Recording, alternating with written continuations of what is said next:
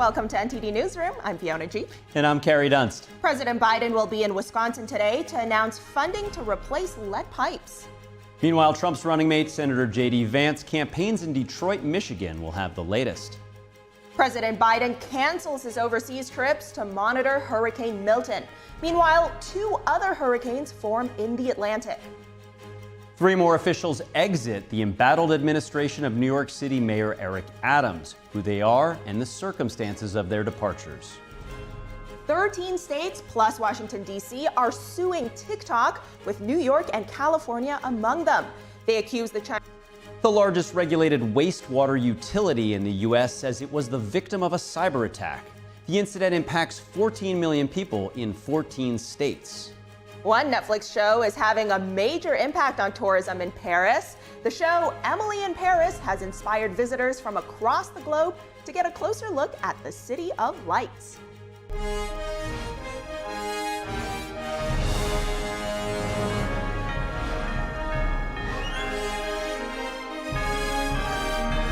This is NTD Newsroom, live from our global headquarters in New York City. Republican vice presidential nominee J.D. Vance is now speaking at a campaign event in Detroit, Michigan. Let's tune in. They stick a microphone in front of her face, and that's rare, right? Kamala Harris very rarely does interviews, especially with hostile media. What she'll say, she'll actually brag about the fact that inflation is lower than it was when she took over. Now, that's a bald-faced lie, and I'd ask anybody, think about the fact that Kamala Harris, anybody watching, think about the fact that Kamala Harris is bragging about inflation being lower. When you go to the grocery, does inflation feel like it's lower? No. Are American houses actually affordable for American citizens? No. Everywhere you look, prices are higher, things are more expensive, and American citizens can't afford the basic necessities. Look, I grew up in a family where my mamaw sometimes struggled to buy the things that she needed. Sometimes she wouldn't buy prescription drugs so that she could afford to put food on our family table. I know what it's like when Washington leaders fail to do their job. And so Kamala Harris, instead of running a victory lap over your own policy failures, why don't you get out there and talk to the American people and tell them how you're actually going to fix this terrible inflation problem caused by your policies.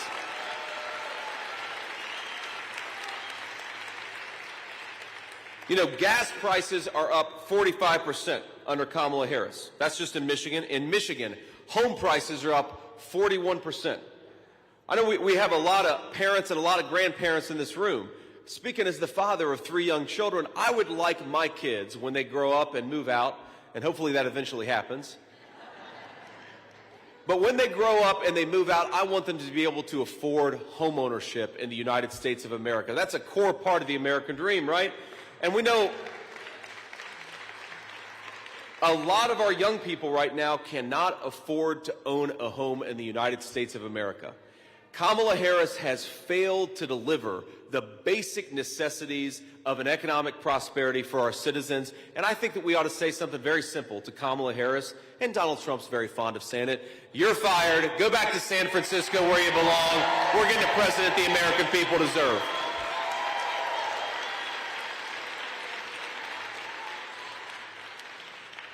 I really worry, by the way. You know, we don't talk about this enough. I see we've got a lot of young people in this crowd.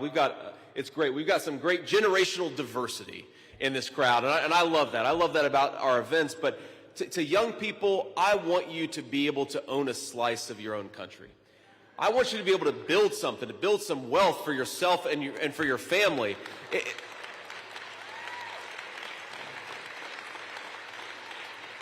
You know, under Kamala Harris's policies, we've got credit card debt that is through the roof. We've got young people who can't afford to buy a home. We're creating a country where my generation, the millennial generation, and everybody younger, they're going to be paupers in their own country. And I think that's a disgrace. I want the American dream to be affordable again, and it's only going to happen when we put Donald J. Trump back in the White House.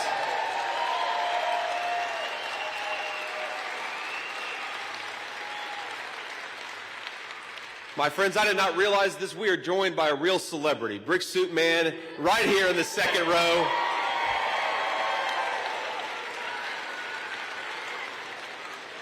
A way bigger celebrity than I am, this guy. But you're going to talk about housing, and the media, they don't like to talk about the fact that one of the biggest drivers of housing costs, one of the biggest reasons why our young people can't afford to buy a home, is because under Kamala Harris's leadership, we have let in millions upon millions of people who don't have any right to be here. It's a big driver of housing costs. So illegal immigration, we care about it for a whole host of reasons. We care about it because we want to raise our children in safe communities. We care about it because we want people in our country who respect the rule of law, who don't violate our borders. We, of course, care about it because I know a lot of us know somebody who's been affected by this terrible drug epidemic. We want to give people second chances to get sober and to get clean, and that's not happening when Mexican drug cartels are bringing fentanyl into our country, killing our people. So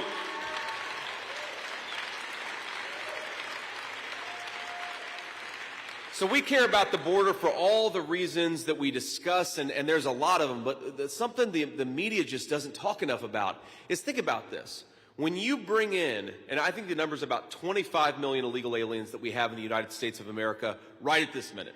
When you let 25 million people into this country, think about it. You got to house them somewhere. Most of them aren't living on the streets. We got American veterans living on the streets, but we've got illegal aliens living in first-class hotels in American cities all across our country. But when you do that, you have American homes that are going to people who have no right to be here in the first place. And you know what that means? That means American citizens can't afford to own a slice of their own country. President Trump believes in this very simple principle: American homes for American citizens, not for people who have no legal right to be in the United States of America.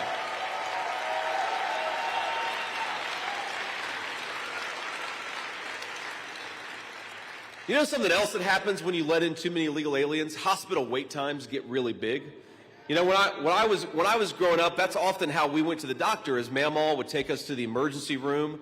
And you know what? Emergency room wait times have skyrocketed in the last few years.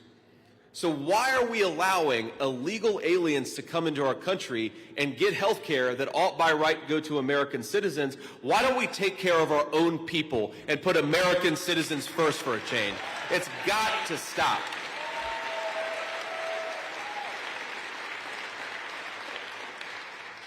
The final thing I want to talk about with the border, because, I mean, look, you could talk about the border for the next half hour.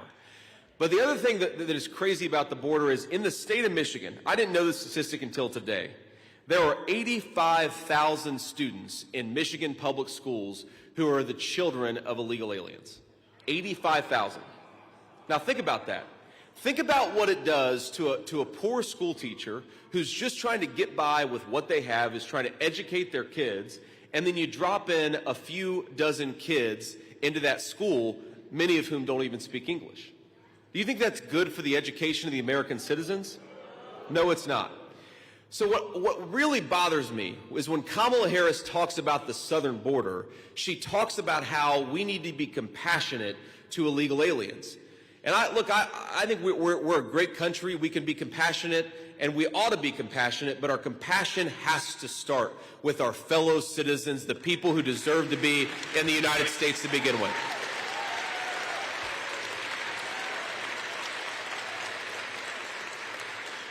And this is what I think is fundamentally different about Donald Trump's immigration policies versus Kamala Harris's wide-open southern border, is Donald Trump believes, yes, we can be compassionate, but the best way to be compassionate is to enforce our border laws and take care of American citizens first. That is where the responsibility of America's leadership ought to be. So I want to talk about one other thing, and then we'll take some questions from the press. But, you know, we've got 28, or depending on how you count, 27 days left in this election. That is not a whole lot of time. And I know that in states all across our country, including in some of the battleground states, people are already voting. You know, people have already been sending me photos where they went out and voted for me and President Trump. That's obviously an incredible honor, by the way, to come from my family and to be sitting up here and asking all of you to make me your next Vice President of the United States. It's very humbling. It's an incredible honor.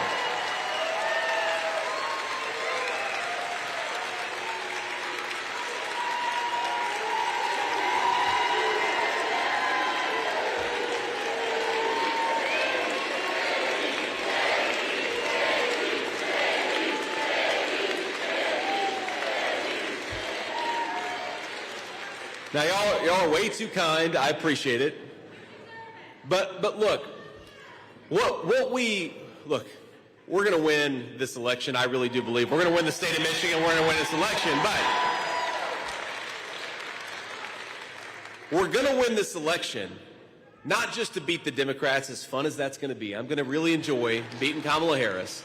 But we want to beat Kamala Harris because we want the American people to have a government that they deserve, a government that puts them first, a government that takes care of the American people's problems and not the problems of illegal aliens and people who don't deserve to be here. So let's just think about the contrast between Kamala Harris and Donald Trump. We talked about illegal immigration earlier. Well, Kamala Harris has rolled out the red carpet to illegal aliens, has said we're going to give Medicare and Social Security benefits. That's the message that she has sent to people who want to cross the border illegally and come to this country. You know what Donald Trump's message is to illegal aliens? You got 4 months, pack your bags, because you're going home when Donald Trump is back in the White House.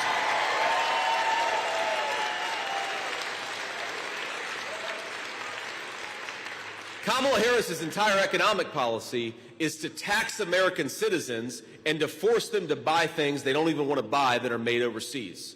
That's terrible for American workers. That's terrible for American taxpayers. Donald Trump's plan is to cut taxes on American citizens, cut taxes on American workers, and penalize corporations that are shipping our jobs overseas. That is an America First economic plan.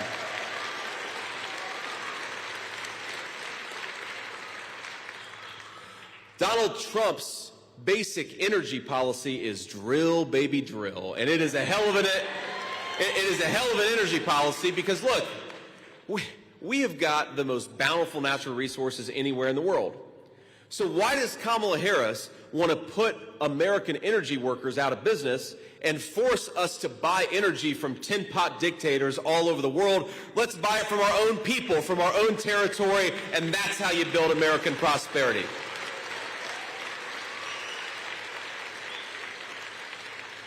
And that's actually, by the way, my friends, another big difference between Donald Trump's policies and Kamala Harris's policies. You know, when they asked Donald Trump, what is your most important thing you can do to lower inflation, he actually gives a very simple but a very specific answer: drill, baby, drill.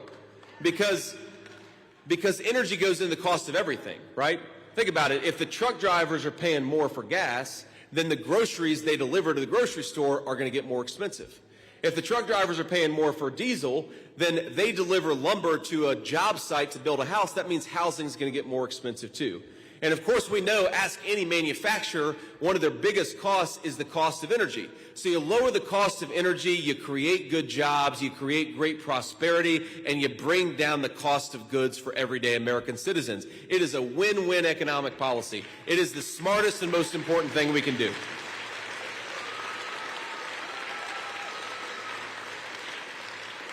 But Kamala Harris's economic policy, you heard her say it on The View today, it's to do exactly what Joe Biden did, and it's going to lead to the exact same place. Higher inflation, fewer Americans with good jobs, and a manufacturing sector that we're shipping to China instead of building right here in the great city of Detroit.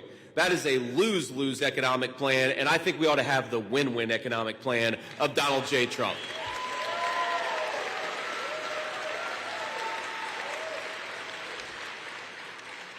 So before I take questions from reporters, I want to ask a very simple thing. Absentee voting has started in Michigan. That means that you can request and return a ballot right now. And we got to do everything. We got to take care of every opportunity to vote that the state of Michigan is providing. Because look, I talk to a lot of people. It's one of the things you do when you run for vice president. You talk to a lot of people, and you know, 95% of the people I meet will say, I wanted to vote for Donald Trump in 2020, and I did. But then a few of them will tell me, I wanted to vote for Donald Trump, but I didn't. Because I planned to vote on Election Day, but then my kid got sick and I had to go pick him up from school. Or I had a really late day at work and I didn't expect it, and so by the time I got out of work, you know, working those overtime hours, the polls were already closed. I gotta be honest with you, I don't like the fact that we've gone from Election Day to election season in this country, but it is what it is. And if the Democrats are going to take advantage of every avenue to vote, then Republicans, we've got to do it too. So get out there, make your voice heard, and get out there and vote.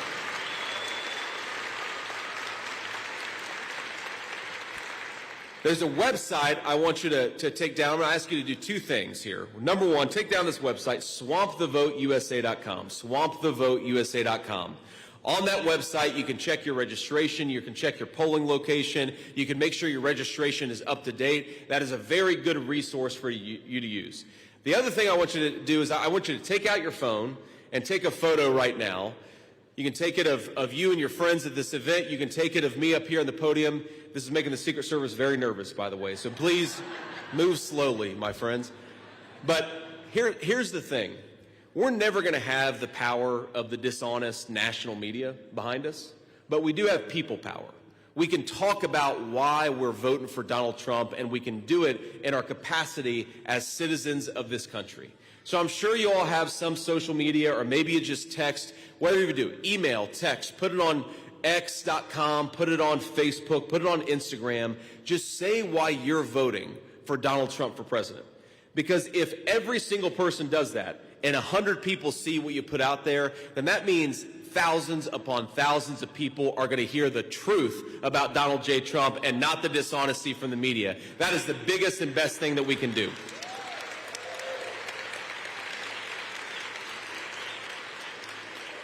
So, before we hit the road, we'll take some questions from reporters. I want to thank you all for being here. Thanks for having me. I'll leave you with some final thoughts, but it's such an honor to be here and to get this welcome in the Motor City. God bless you all. Thank you so much.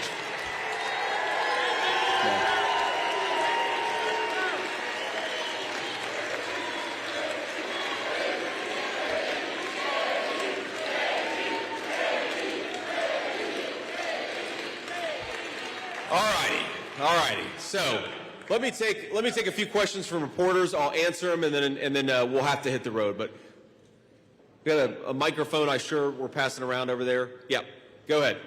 Great. This is Clara Hendrickson with the Detroit Free Press. We're in the city of Detroit today, where we learned in a recent Jack Smith filing that a Trump campaign aide in 2020 allegedly urged supporters to riot at the ballot counting center.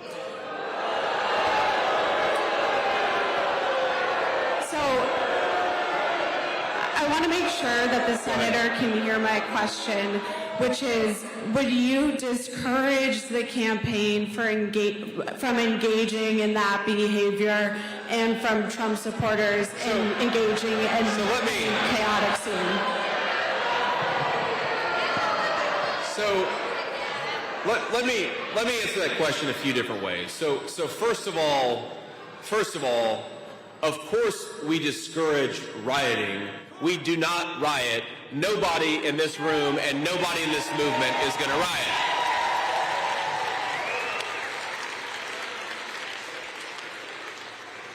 Second of all, your question is about a Trump campaign staffer. And I'll tell you that if you get 1,000 people together, and the Trump campaign probably has a lot more than 1,000 campaign staffers, you're going to find somebody who's willing to say anything, especially in a leaked message or private communication. The idea that the Trump campaign, either in 2020 or 2024, is encouraging people to riot is disgraceful. Of course we're not doing that. And by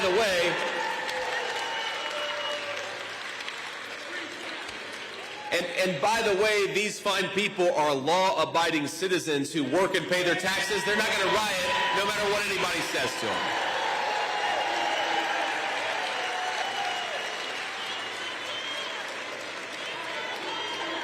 And here's the final point.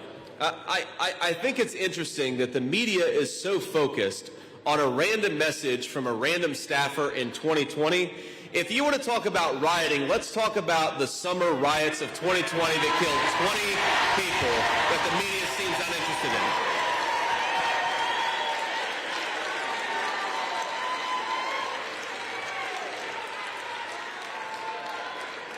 in. Next question. Hello, my name is Sasha Calver. I'm a reporter with the Michigan Daily. So the University of Michigan, all campuses, has historically had some of the largest student voter turnout in the U.S. Why should students in Michigan cast their vote for the Trump Vance ticket?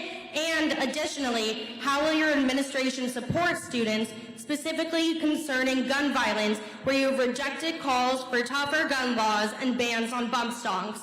Essentially, why should students concerned about their safety on campus vote for you?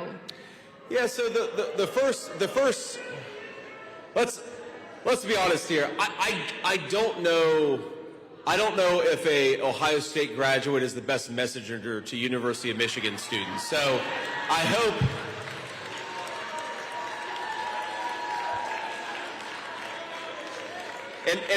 In fact, thank you, sir. You know, maybe we should just get. We should get a clip of me saying something nice about Kamala Harris out to the University of Michigan, because then maybe they'd all vote for Donald J. Trump if you just told them I was a Buckeye. Like, I'm always a little nervous about injecting myself into the OSU-Michigan rivalry here, but I think that we all kidding aside, look, we all care about the country. And that's why I think every person in this room is going to help me make Donald J. Trump the next president of the United States. And it's in that spirit that I want to answer this question. If I'm a young person in Michigan, here's one thing that Donald Trump and I want to do. First of all, we want to make it easier for you to build a life and to have a good career and to have a good job in your home, not to ship all the good jobs over to seas, but to build a great middle-class economy right here in the United States of America. I think that's something that matters to a lot of Michigan students.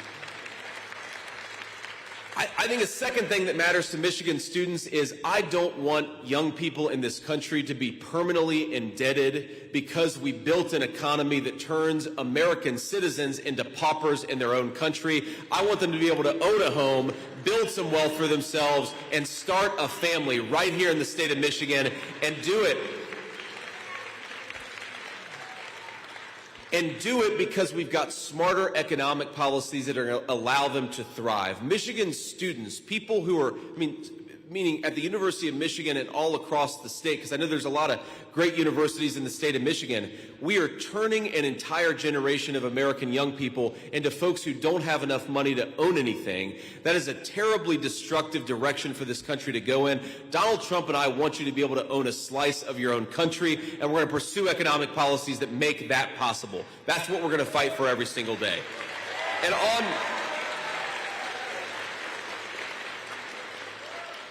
on the question about gun violence, what I have said is that 90%, upwards of 90% of the gun crime that's committed in this country is committed using an illegally obtained firearm.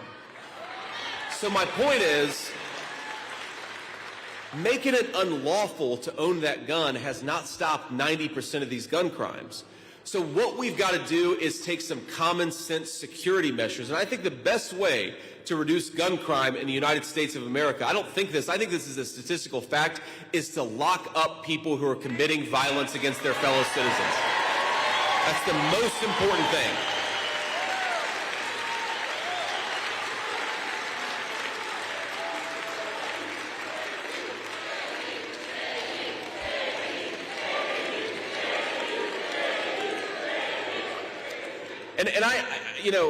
I'm going to butcher the statistics, so I don't want to give them exactly, but if you look, whether it's in Detroit or New York City, any of our major cities, and you look at the violence problem, it is always a very, very small number of people who commit the gross majority of violent crimes. So why don't we get back in this country, whether whatever your racial background is, whether you're rich or poor, get back to locking up that small number of violent criminals. It'll make everybody safer, everybody more secure, and it'll actually give people public safety. And I think that's the biggest way we can reduce violent crime in this country.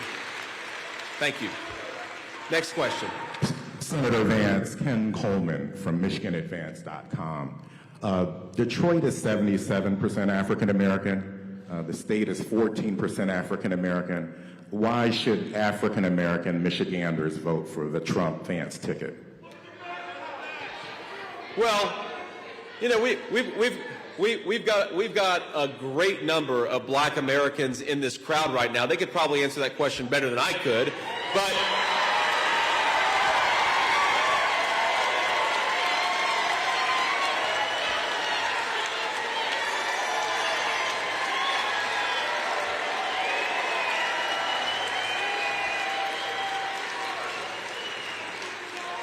But without calling everybody up here, because I'm a politician, I don't like to share the microphone with anybody as much as I like them. What I think they would agree with is, number one, Donald Trump wants to bring back public safety and an economy that brings prosperity for everybody. Good wages for good jobs. That's the Trump promise, and I think that's a great promise to black families in Michigan and to everybody else. Here's something else. I mean, there is this idea in the media, and I don't know where it came from, that somehow black Americans don't believe in public safety in this country. Well, we know whether you're Democrat, Republican, or Independent, black Americans do care about public safety in this country. They want to empower our law enforcement officers to do their job. Of course, do it respectfully and make sure we've got good relationships between police and community, but we can have a good relationship between police and the communities they serve while we lock up the violent criminals and keep everybody safe in the process. I think that's very possible.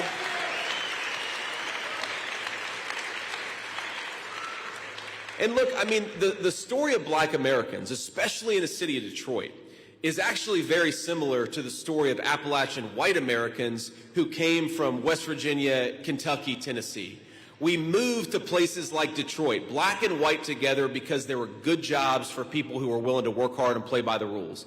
And it wasn't always perfect, but for a generation in this country, people, black and white, worked together, raised their families, built things in this country, and created prosperity for the entire country. And if you... That was the story, by the way, in the steel mill that my grandfather worked in for almost 40 years. You had black folks and white folks living together, working together, and they again, it wasn't always perfect, but it worked. You know why it worked? Because we had good jobs for people who were willing to work hard and play by the rules. The destruction of the manufacturing economy in the state of Michigan has been disastrous for black Americans, and it's been disastrous for a lot of middle-class white Americans, too. We can make things in this country again. We can build things in the United States of America again, and when we do, it's going to bring prosperity to black and white alike.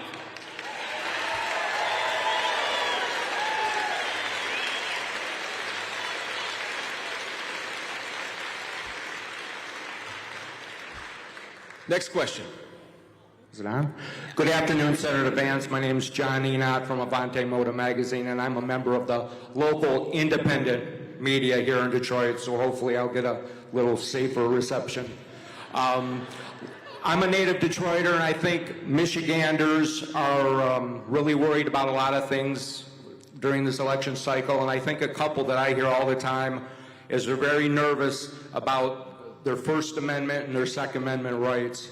So the question is, what will the Trump administration do to guarantee the people of Michigan that their rights will be protected?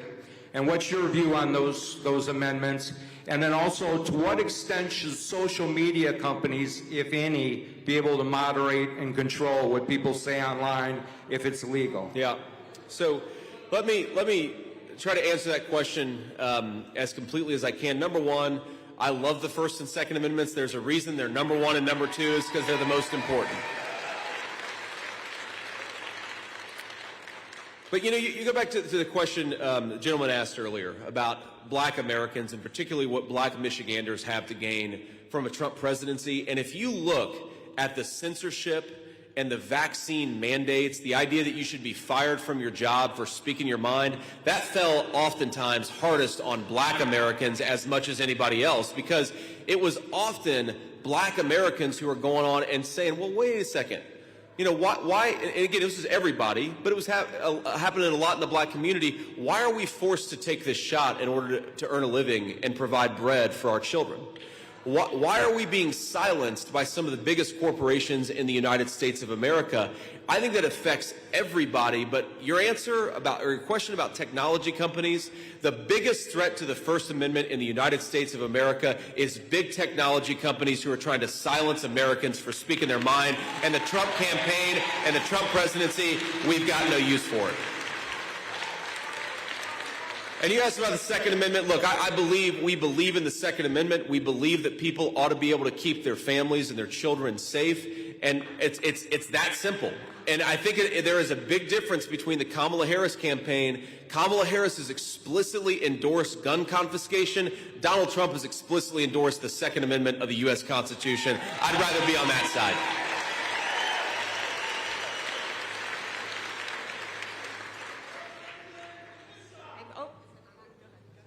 Hi, this is Jordan Pear with MLive and the Ann Arbor News. You've talked a lot about like EVs and that kind of stuff today. What would you say to voters who maybe agree with a lot of your policies but are concerned about climate change and environmental impact of the automotive industry? So here's what I'd say, Sarah, and I appreciate the question. So first of all, the most important thing that we can do to ensure clean air and clean water is to build more and make more stuff in the United States of America. That is the biggest thing. Look, I would be lying to you if I told you that carbon emissions was my number one issue, okay? It's not. But if your number one issue is carbon emissions, look at the two countries that have emitted the most carbon in the last 20, 30 years. It's China and it's India. Make more stuff in the United States of America. That's how you make sure we have clean air and clean water. And Kamala Harris policies have done the opposite.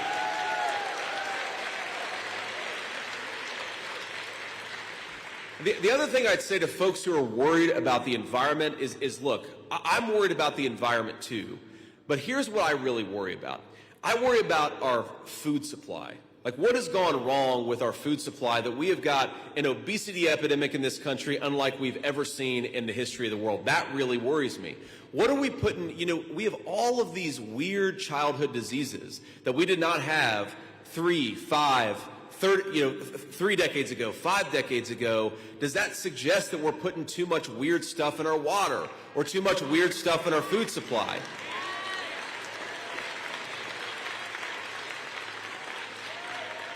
You know what? One of the people that I'm really proud has endorsed this campaign is Bobby Kennedy Jr. And I say that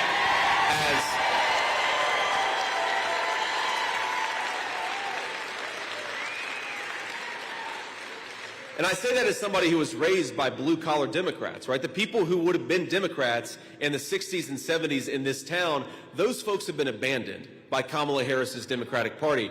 But Bobby Kennedy has this slogan that is so true and has there's a lot of real depth built into it. Make America healthy again.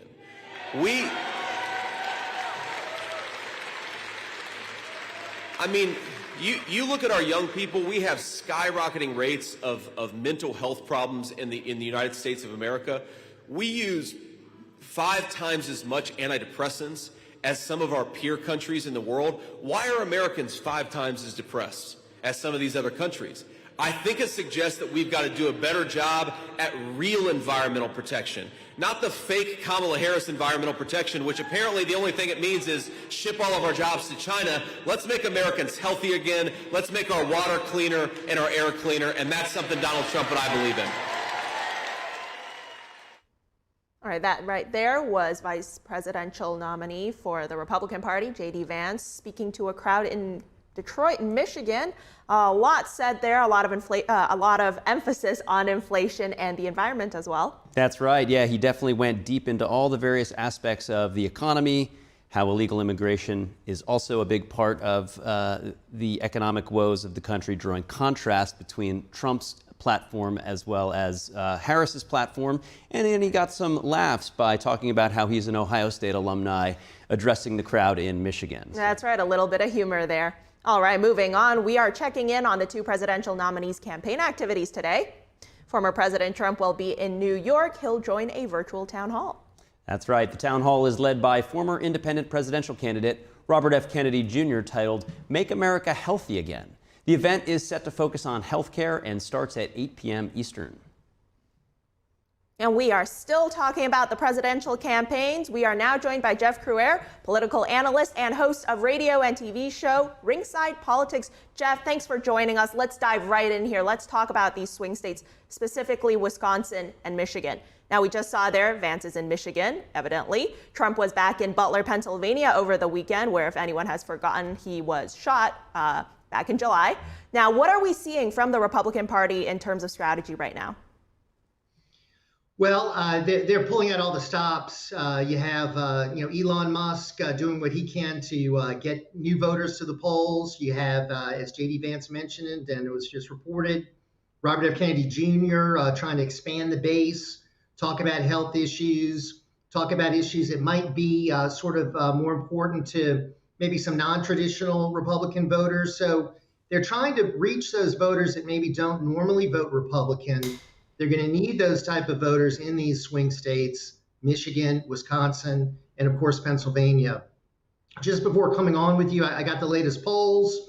And it really is pretty much a dead heat. Harris is a little bit ahead in Michigan and Wisconsin, according to the average.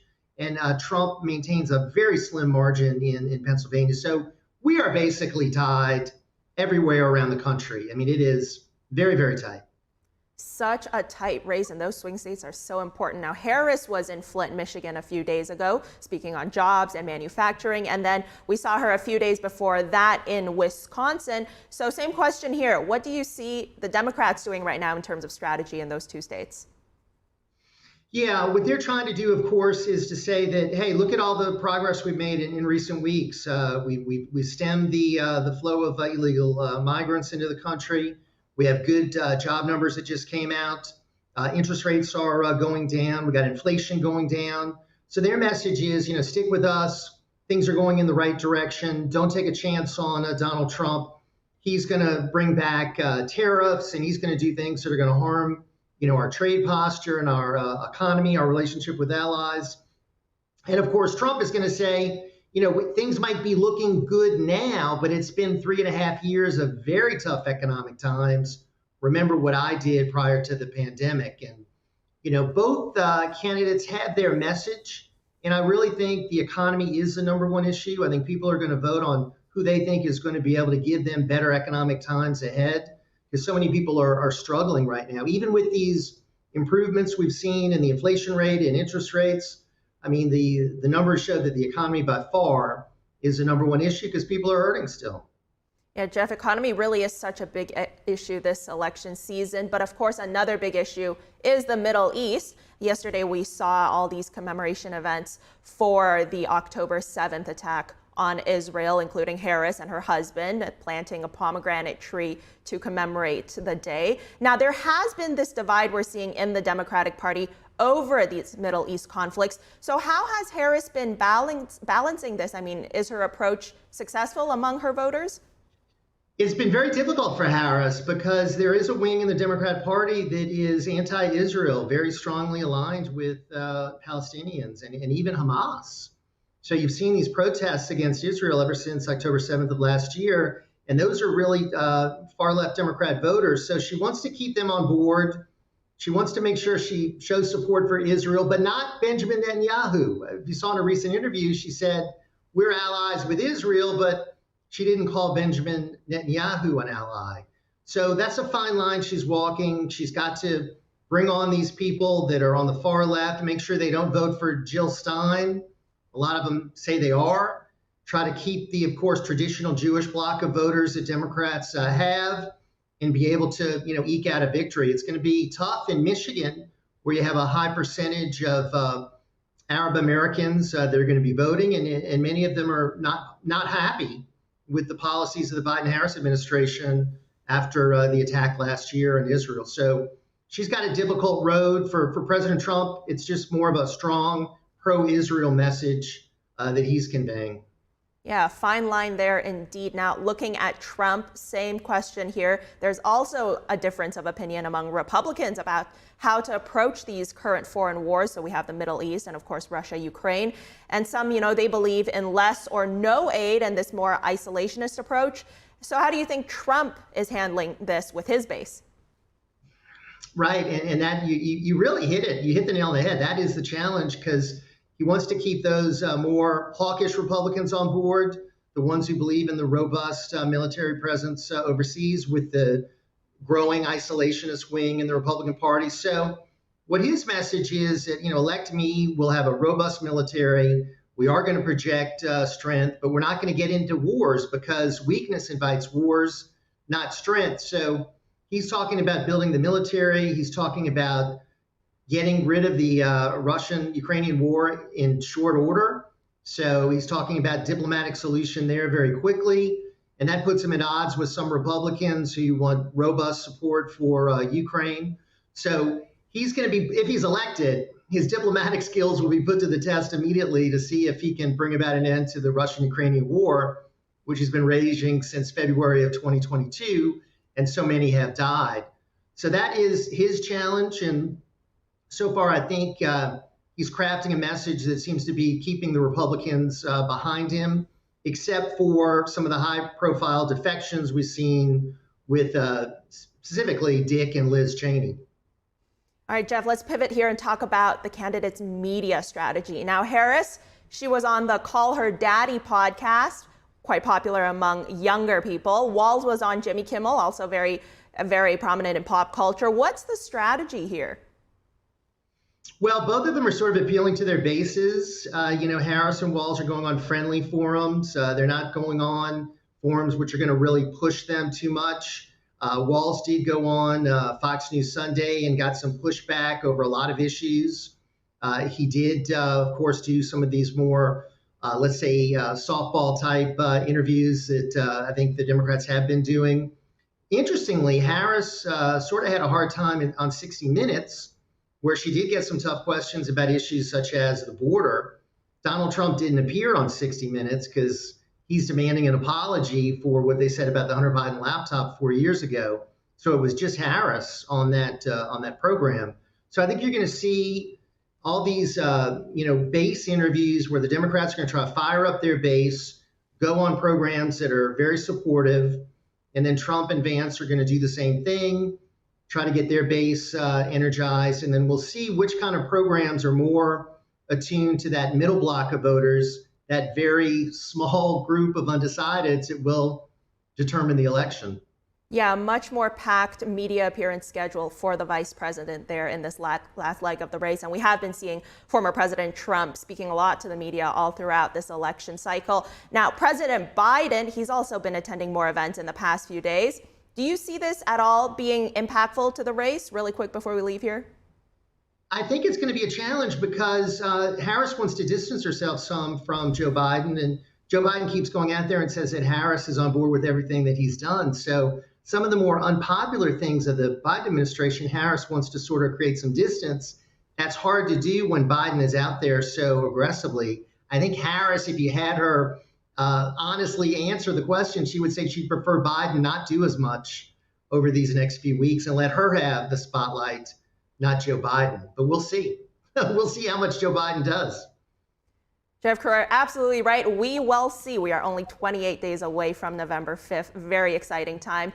All right, Jeff, political analyst and host of Ringside Politics, thank you for your time today. Thanks for having me. Up next, President Biden cancels his overseas trips to monitor Hurricane Milton. Meanwhile, 2 other hurricanes are forming in the Atlantic. Find out more after the break.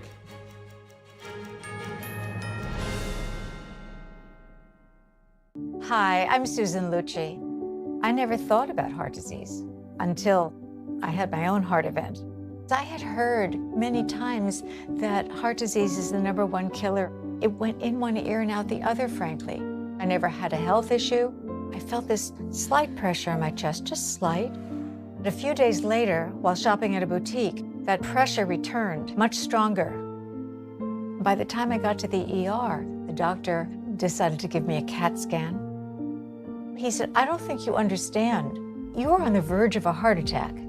I had a 90% blockage in my main artery and a 75% blockage in the adjacent artery. I received 2 stents in my arteries, stents developed through research funded by the American Heart Association. Those stents saved my life. That's why I'm in front of you today, asking you to join me in supporting the American Heart Association by becoming a monthly donor. Call now or go to helpheart.org.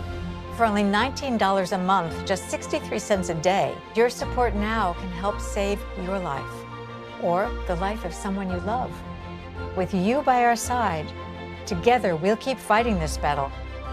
Give $19 a month with your credit card, and we'll send you this special t-shirt that you can wear to show that you are helping save lives. I'm so grateful to the American Heart Association. Their research helped save my life. Put yourself on your to-do list. It could be the most important thing you ever do. Please, listen to your heart. The only reason I'm here today is because I did. So please call the number on your screen or go to helpheart.org now. Join me as a monthly donor today and help save even more lives. Thank you. A large retail store just canceled a huge order, leaving us with a ton of extra MyPillows. But you know what? That's their loss. I'm going to make it your gain. For the first time ever, you get standard classic MyPillows for wholesale prices, only $14.88. I can't believe I'm even saying that. Only $14.88. But it gets even better. For a limited time, I'm going to offer my entire classic collection at wholesale prices. Upgrade to a queen-size MyPillow for just $18.88. King size only $1 more. Get my body pillows for $29.88 and multi-use MyPillows for only $9.88. So go to mypillow.com or call the number on the screen. Use your promo code to take advantage of wholesale pricing for the first time ever on TV, including my standard size MyPillow, only $14.88. They've never been offered this low before. We have limited quantities at this price, so limit's going to be 10, and once they're gone, they're gone.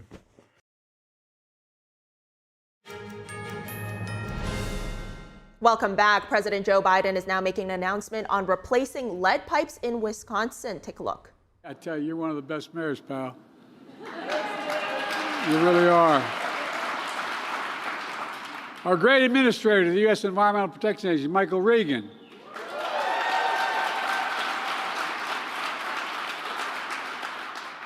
And our great chair of the Council of Environmental Quality, Brenda Malloy.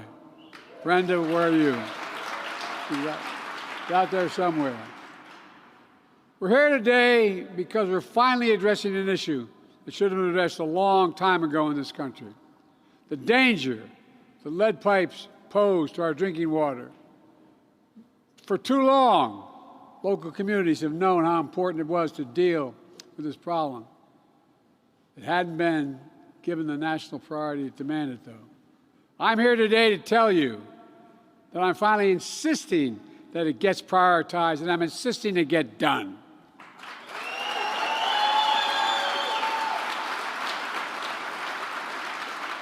One of the most important things we're doing today is establishing a new rule that every lead pipe providing clean drinking water doesn't provide clean water must be replaced, every single one. Not only are we setting a priority, we're showing up as a partner to get it done. Over the past couple years, we provided billions of dollars to states and communities to address this problem. And today, I'm announcing an additional $2 billion in grants to states and local communities to get the job done. It matters. Folks, people all asking me, why do we have lead pipes in the first place? Probably ask yourself that. How'd that happen? Well, it's because when they were first put in place a long time ago, lead pipes were incredibly durable, and they didn't rust. But since then, we've learned that lead pipes also leach poisonous toxins into the water that lead to terrible health consequences, particularly in the development of a child's brain. Think about what that does to a parent's peace of mind. When I was a senator back in 1986, I supported a law that stopped new lead pipes from being put in the ground in the first place. But that still left millions of older lead pipes that were already in the ground, connected to homes, schools, child care centers, and businesses, including some 340,000 lead pipe service lines right here in Wisconsin. And over the years, we've only chipped away at the problem. But chipping at the problem hasn't fully solved it. It's taken too long. It hasn't been given a high enough priority until now. Folks,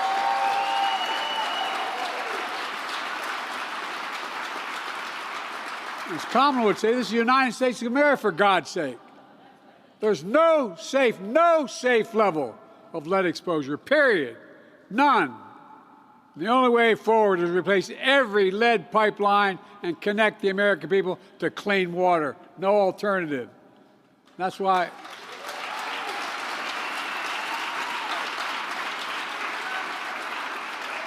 Kamala and I are the first administration to take on the challenge once and for all. And we're delivering. We know safe, clean drinking water is fundamental to the health of our communities, to enhance our economic growth, to basic human dignity. That's why we've already replaced 367,000 lead pipe services all across America. And today, nearly 1 million Americans no longer have to worry about the potential impacts of lead in their water. Like Lily Key right here in Milwaukee. She's a nursing assistant protecting the health of others. She actually knows, at work right now. But in her own home, there was a lead pipe threat to her own health and all her grandchildren she helped raise there. She was spending a big chunk of her paycheck on bottled water every month because it was too expensive to replace the lead pipes. But 3 weeks ago, Lily got lead service line replaced for free. How? Because what I call our Investing in America agenda. One of the many reasons Kamala and I fought so hard to pass the bipartisan infrastructure law, which I might add is over $1.2 trillion, was not only to modernize our nation's infrastructure, roads, bridges, ports, airports, transit systems, electric grids, affordable high-speed broadband, but also to get rid of the godforsaken lead pipes, deliver clean drinking water to everyone in their homes, their schools, and their businesses. Right here in Wisconsin, we've invested more than $200 million replacing tens of thousands of lead pipelines. And today, thank you. Today, we're releasing another $43 million for Wisconsin as part of $2.6 billion nationwide to support replacing lead pipe service lines.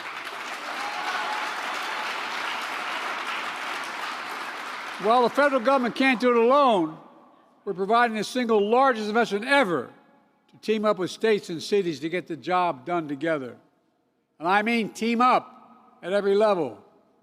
Right after I signed the bipartisan infrastructure law, Kamala announced our administration's ambitious blueprint to use every tool at our disposal at the federal, state, and local level to protect our families from lead poisoning. As a result of that work, I'm announcing a new rule written into law from the Environmental Protection Agency that requires water systems across America replace lead pipe service in every single one in America within 10 years. Must be done.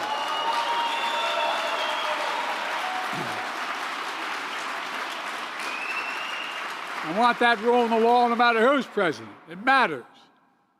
We're seeing the collaboration here with the city of Milwaukee will now replace all of their lead pipe service lines within 10 years, instead of what was projected to take 60 years to get it done. That was a projection. Folks, this is a big deal, as someone once said. It's about saving families from going through what Shai and Lily's families had to go through. Saving hundreds of thousands of mothers and infants from low birth weights and children with lasting brain damage. Protecting more than 1,000 adults from premature death from heart disease every single year because of lead. It'll save lives, but it also saves the taxpayers billions of dollars over time. It's about the basics. It's about clean water. To me, it's a simple proposition. This is also about fairness. Nationally, I'm directing nearly half of this funding go to disadvantaged communities that have borne the brunt of lead pipe poisoning for damn too long.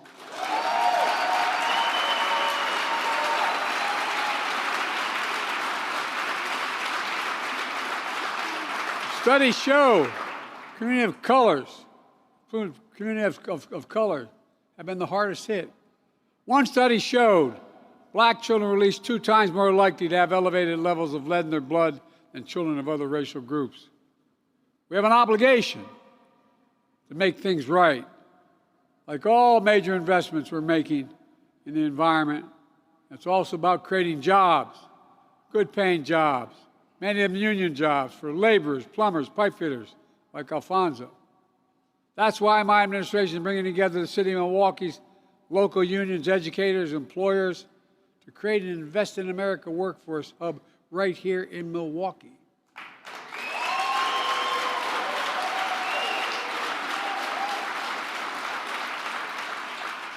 Sometimes you forget the basics. This hub is going to train and connect residents to good-paying jobs, replacing lead pipelines.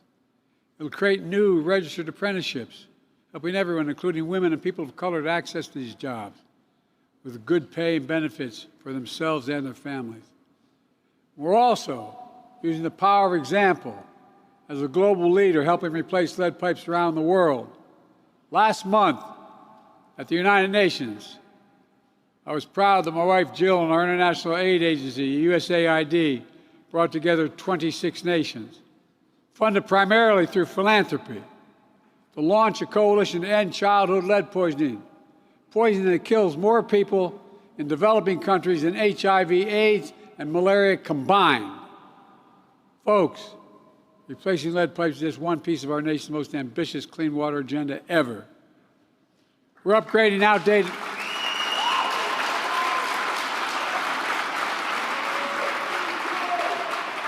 We're upgrading outdated water mains and treatment plants, making them more resilient to climate disasters. That means less likely to break down after massive floods and still run when the power grid goes down. We're improving water systems in tribal lands where nearly half the population still lacks clean water. Half the population of tribal lands still lacks clean water. It's outrageous. We're committing to making it right. And as part of my cancer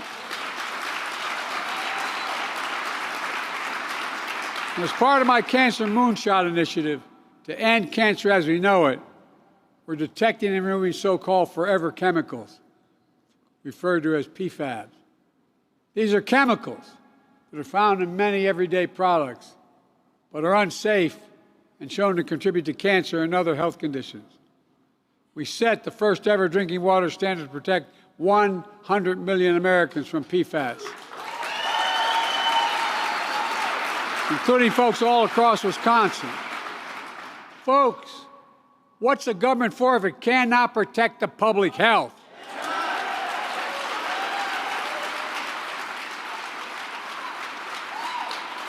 And in the process, we're creating jobs. We're building a better America. And clean water is just one critical part. For example, earlier this year, I was in Milwaukee with your governor and your mayor when I announced nearly $36 million for the 6th Street project. As you know, during the 60s, so-called urban renewal swept through this country. The construction of I-94 and I-43 were torn down. They tore down roughly 17,000 homes and 1,000 businesses were lost, displacing residents and businesses all along 6th Street. Also, so the people outside the neighborhood could drive downtown more quickly. With bike lanes and bus lanes gone, speeding and reckless driving increased, resulting in crash rates 5 times that of the city's average. Locking people out of opportunities, leaving them more isolated from the social and economic life for the rest of the city. But not anymore. We're going to rebuild the 6th Street. We're going to have a future with wider sidewalks for children walking to school, safer bike lanes for residents and visitors, dedicated bus lanes to get to work faster, new trees to provide shade, modern infrastructure to prevent sewage from flowing into the Milwaukee River and Lake Michigan.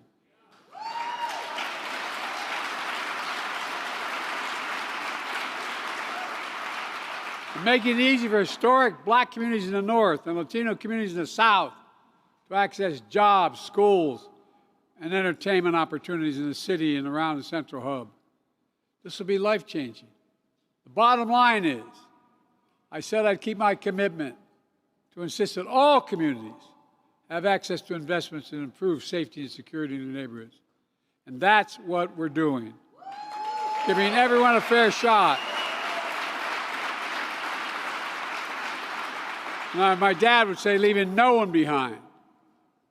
Folks, there's some folks who don't have any problem leaving people behind, like my predecessor in the White House and his allies in Congress, like your Senator Ron Johnson, who voted against everything I just talked about, every single thing. In fact, Ron Johnson called the law that is removing these lead pipe protection for public health, creating jobs in Wisconsin, he called it a radical agenda.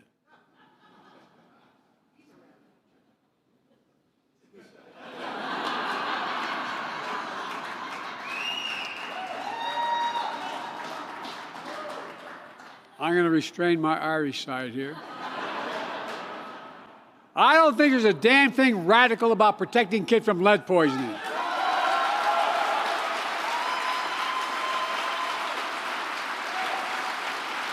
Protecting women from low birth rates, protecting them from brain damage, and so much more. My predecessor, along with the senator, rolled back clean water protections that kept industries from polluting our water and destroying our wetlands. They slashed the Environmental Protection Agency's budget and eliminated important programs that guaranteed clean water. You may also remember, when the last guy was president, he promised Infrastructure Week every week for 4 years. And he didn't build a damn thing.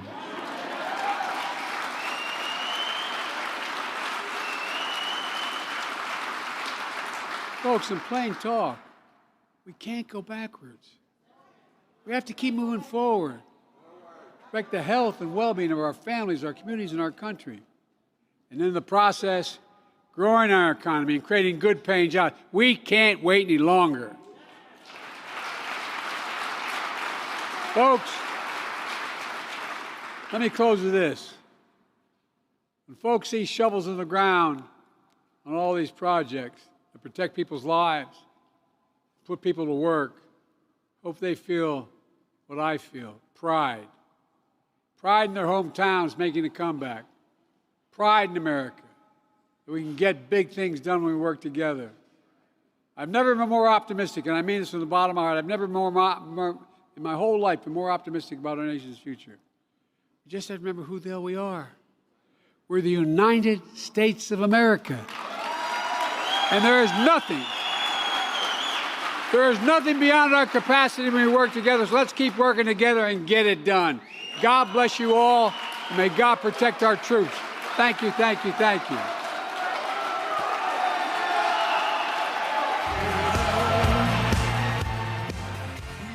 There is President Joe Biden live from Milwaukee, Wisconsin, pledging an additional $2 billion to removing lead water pipes and ensuring clean drinking water.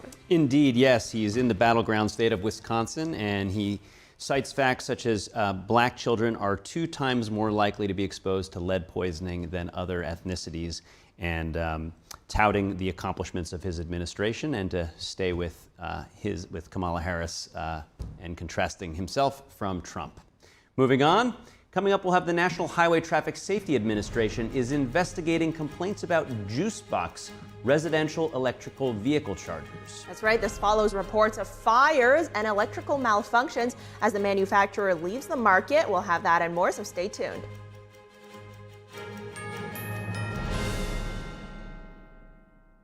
The tempting online world is encroaching on our campus.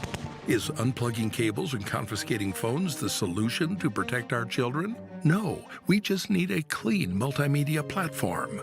Join Ganjing Campus to leverage premium channel features, professional development courses, and kindness event toolkits tailored for teachers. Build a truly positive and interactive classroom community. Foster a pure and delightful learning environment for children. Come to the Mathis Design Studio, the premier destination for designer furniture. See the latest trends from top brands with heirloom quality pieces for every room in your house. Whether you're redecorating a single room or furnishing an entire home, we have the styles you'll love. Plus, enjoy fast, complimentary delivery. Visit us now for exclusive discounts and let us help make your dream home a reality for less than you ever imagined at the Mathis Design Studio.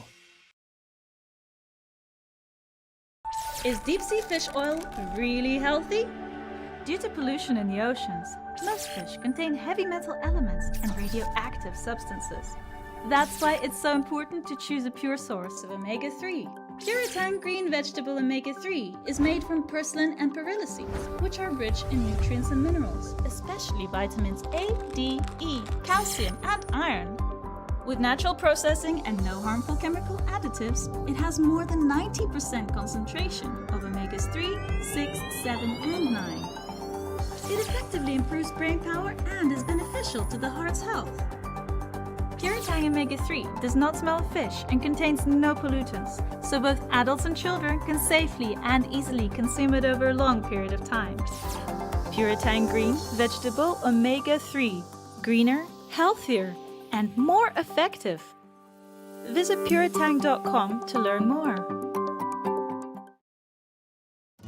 Say goodbye to harsh, bitter coffee and hello to a delicious, smooth brew. With specialty quality beans, expertly roasted in-house, you'll taste the difference with every sip. Fermented with a blend of 50 enzymes, Days Coffee delivers a rich brew like no other.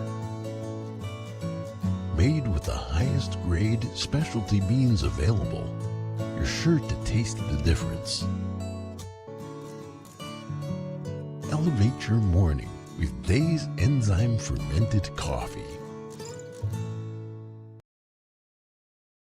I am blind, but I need not see. I know this road is there for me. If I'm really free.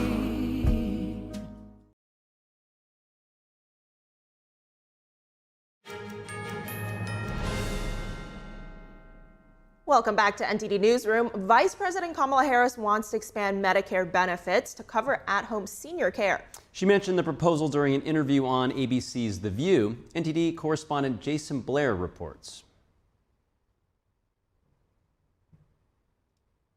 All right, it does not seem. It would be for the first time expanding Medicare to include long-term care at home. This would give the option of home care instead of sending someone to a nursing home, which potentially would be less expensive. It's the vice president's latest proposal in her plan to lower health care costs if she were elected in November.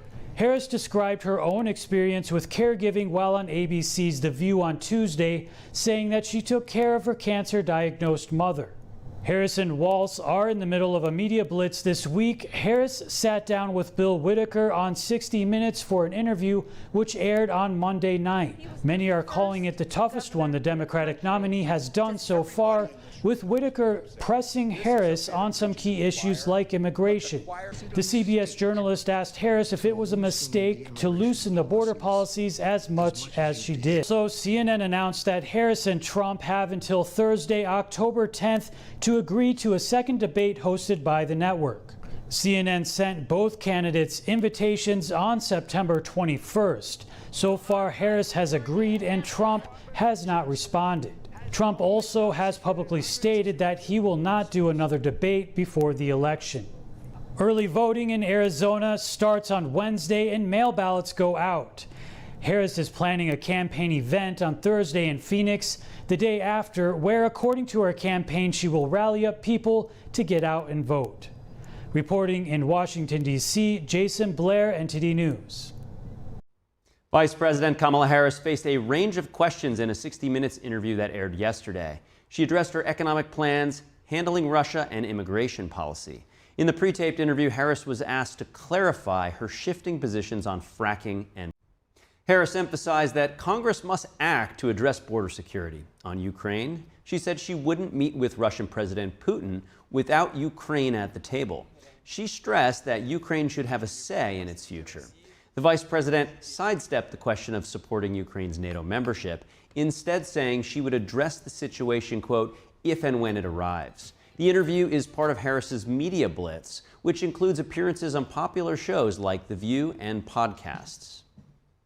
The 2024 election is forecast to be the nation's most expensive federal election ever. A new analysis from nonpartisan organization Open Secrets says spending to elect a president and members of Congress will hit at least, get this, $15.9 billion. That's with a B. Outside spending, including super PACs, is helping drive up that price tag. It has already reached about $2.6 billion. Open Secrets expects outside spending to top $5 billion before Election Day. In this cycle, the top 5 mega donors to outside groups all support Republicans. Moving on now, Hurricane Milton has weakened to a Category 4 storm, but is still considered an extremely powerful hurricane as it approaches Florida. Yes, hundreds of residents are facing evacuation orders and taking necessary precautions for their safety. NTD's Christina Corona tells us more.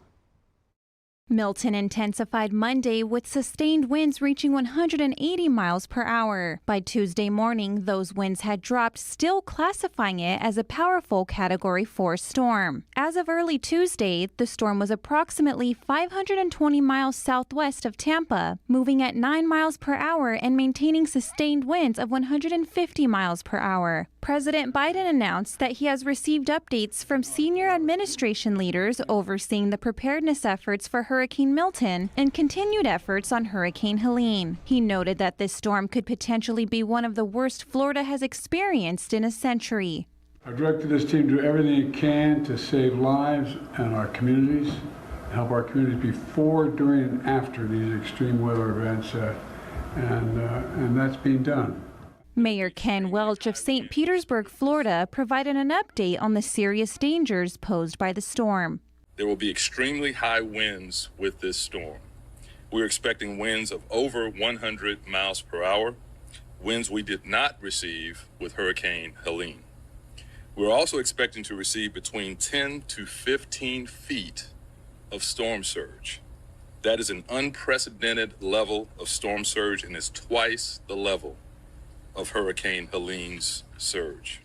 Emergency management officials emphasize that if you live in an evacuation zone along the coastline, it's crucial to evacuate immediately. Governor Ron DeSantis provided an update on safety measures and requests. The Florida Division of Emergency Management is actively addressing storm-related resource requests. We are currently fulfilling close to 1,000 missions to support our local communities. We will have, before landfall, 8,000 National Guard for the state of Florida that will be activated. We have already on hand 34 different search and rescue aircraft. With emergencies declared in numerous Florida counties and evacuations in progress, residents have created traffic jams on highways and interstates as they flee the storm's path. Cars were lined up at a gas station near Tampa on Tuesday, one day before Hurricane Milton is expected to impact the area. To be honest with you, if you're going to get gas, just get enough to sustain you for a period of time. And if you have generators, that's what everybody really should be doing. Try to get some gas, but because the situation is what it is right now, it's not going to be fruitful for everybody, you know. Asheville, North Carolina Mayor Esther Mannheimer shares how her city is still recovering from Hurricane Helene.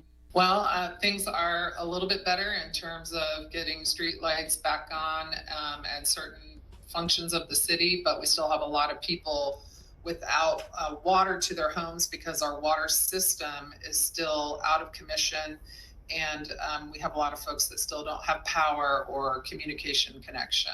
According to the National Hurricane Center, Hurricane Milton could potentially double in size before making landfall in Tampa Bay on Wednesday. Christina Corona, NTD News. Now, Governor Ron DeSantis is speaking about preparation for Hurricane Milton. Let's tune in. So on this property, you got over 2,000 pieces of equipment, including a lot of pumps, a lot of generators, light plants, display boards, restroom trailers, laundry trailers, forklifts, air conditioning units, electrical equipment, water hoses, bunk trailers, and rollback trucks. 400 personnel here, including riggers, equipment operators, pump crews, and drivers. Fuel trucks are also here to be deployed as needed. Florida DEM is currently in the process of completing 1,200 missions.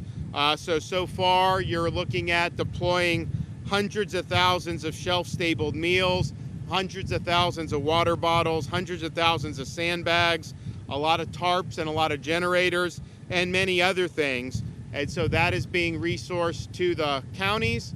And then, of course, we also have staging areas that we'll do with our pods once the storm passes.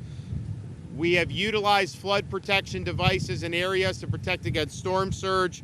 We've now deployed more than 11,000 feet of those Tiger dams. That's really important to protect hospitals, wastewater facilities, and electrical infrastructures. Of course, we've been outfitting counties for years now with Starlink internet, so that's going to be available to be used as needed. In terms of fuel, we amassed a lot of fuel before this particular emergency. We actually had it for Helene, didn't really need to use it for that. We have 268,000 gallons of diesel, 110,000 gallons of regular gas on standby. That's just from the state. You still have the fuel at the ports that are being brought in. But then we also have another 1.2 million gallons of both diesel and gas that are currently en route to the state. Now, I know there's been a lot of lines at gas stations. You obviously have an inordinate demand for fuel, much more than would typically happen. What's happening is there's long lines, the gas stations run out of fuel, but the fuel supply is available. So then they ask for more fuel to be brought. And so what we're doing is we've authorized Florida highway patrols to escort with the siren so they get there quicker, major fuel trucks. So we've had 43 fuel trucks that have already been escorted by Florida Highway Patrol to deliver fuel to stations, particularly in the anticipated impact area. We're also working with companies like Circle K, Gate, Racetrack, Wawa, Shell, and Walmart to ensure fuel trucks are working 24/7 to keep fuel delivered as it comes into our ports. There's no longer fuel coming in to some of the West Coast ports like Tampa and Manatee, but they've got a lot of fuel there on dockside that is going to continue to be used. And I spoke with both ports of Tampa and Manatee today, and they've got a lot of fuel.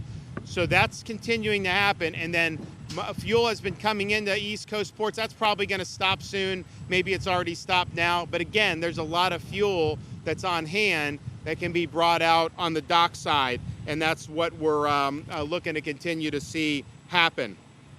Debris removal from Hurricane Helene. I think most people know the counties and the cities, they have contracts for debris removal after a storm. There was not necessarily great job all around on some of the contractors in places like Manatee, Sarasota, Hillsborough counties. We saw this debris once it was clear there was going to be some type of storm this weekend. We decided to create a state support debris mission. And what we've done is we've mandated the landfills are open 24 hours. We had one county where they didn't have anyone there manning it.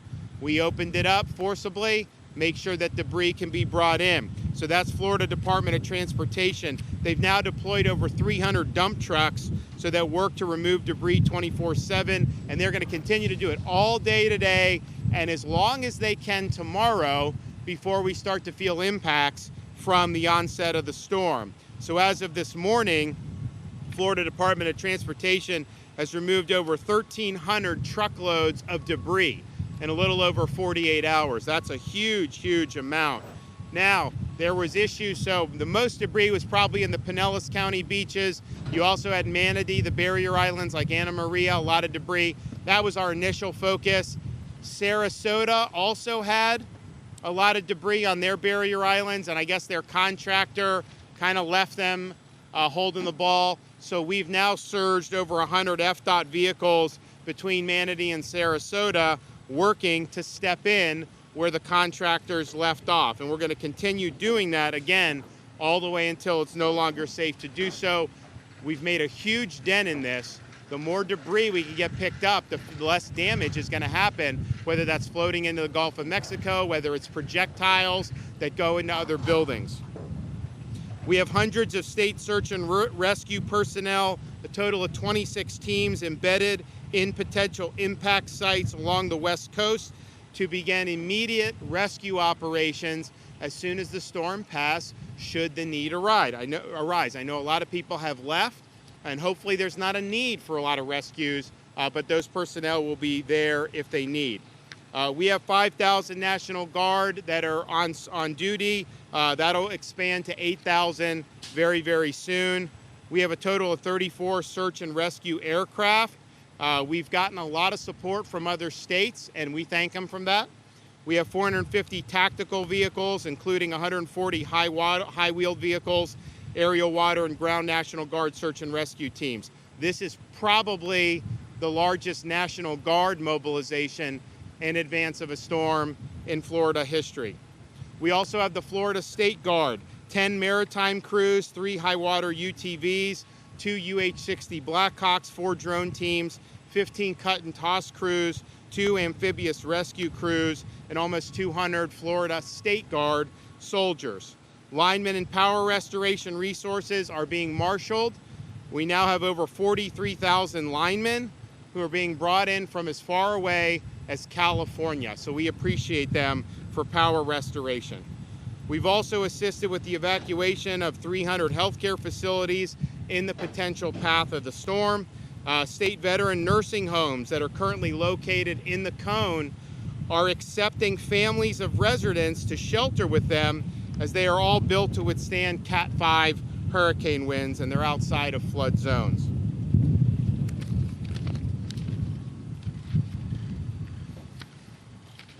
Florida Disaster Fund. This was activated after Ian, Idalia, and Helene. If you want to support for Milton, go to floridadisasterfund.org. This is really, really significant way to help people. You should be executing your plan now. If you're going to get out now. You have time today. Time will be running out very shortly if you wait any longer. Of course, there's a lot of mandatory evacs that have been done. We have done the shoulders on the I-4 and the I-75. Veterans Expressway and Suncoast Parkway tolls have been waived. Those can also be used as evacuation routes. I-4 is doing a lot better today than yesterday. Still traffic, but that's it. That's the norm for that. I-75 northbound, 20 to 30% higher volumes. Alligator Alley is pretty jammed right now.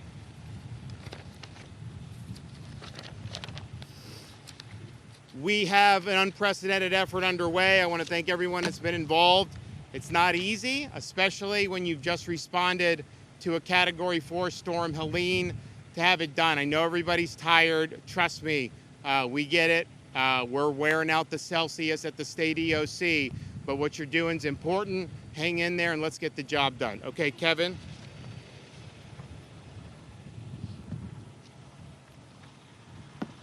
Thank you, Governor, for your leadership and commitment so that we have the resources that we need to respond to this unprecedented event.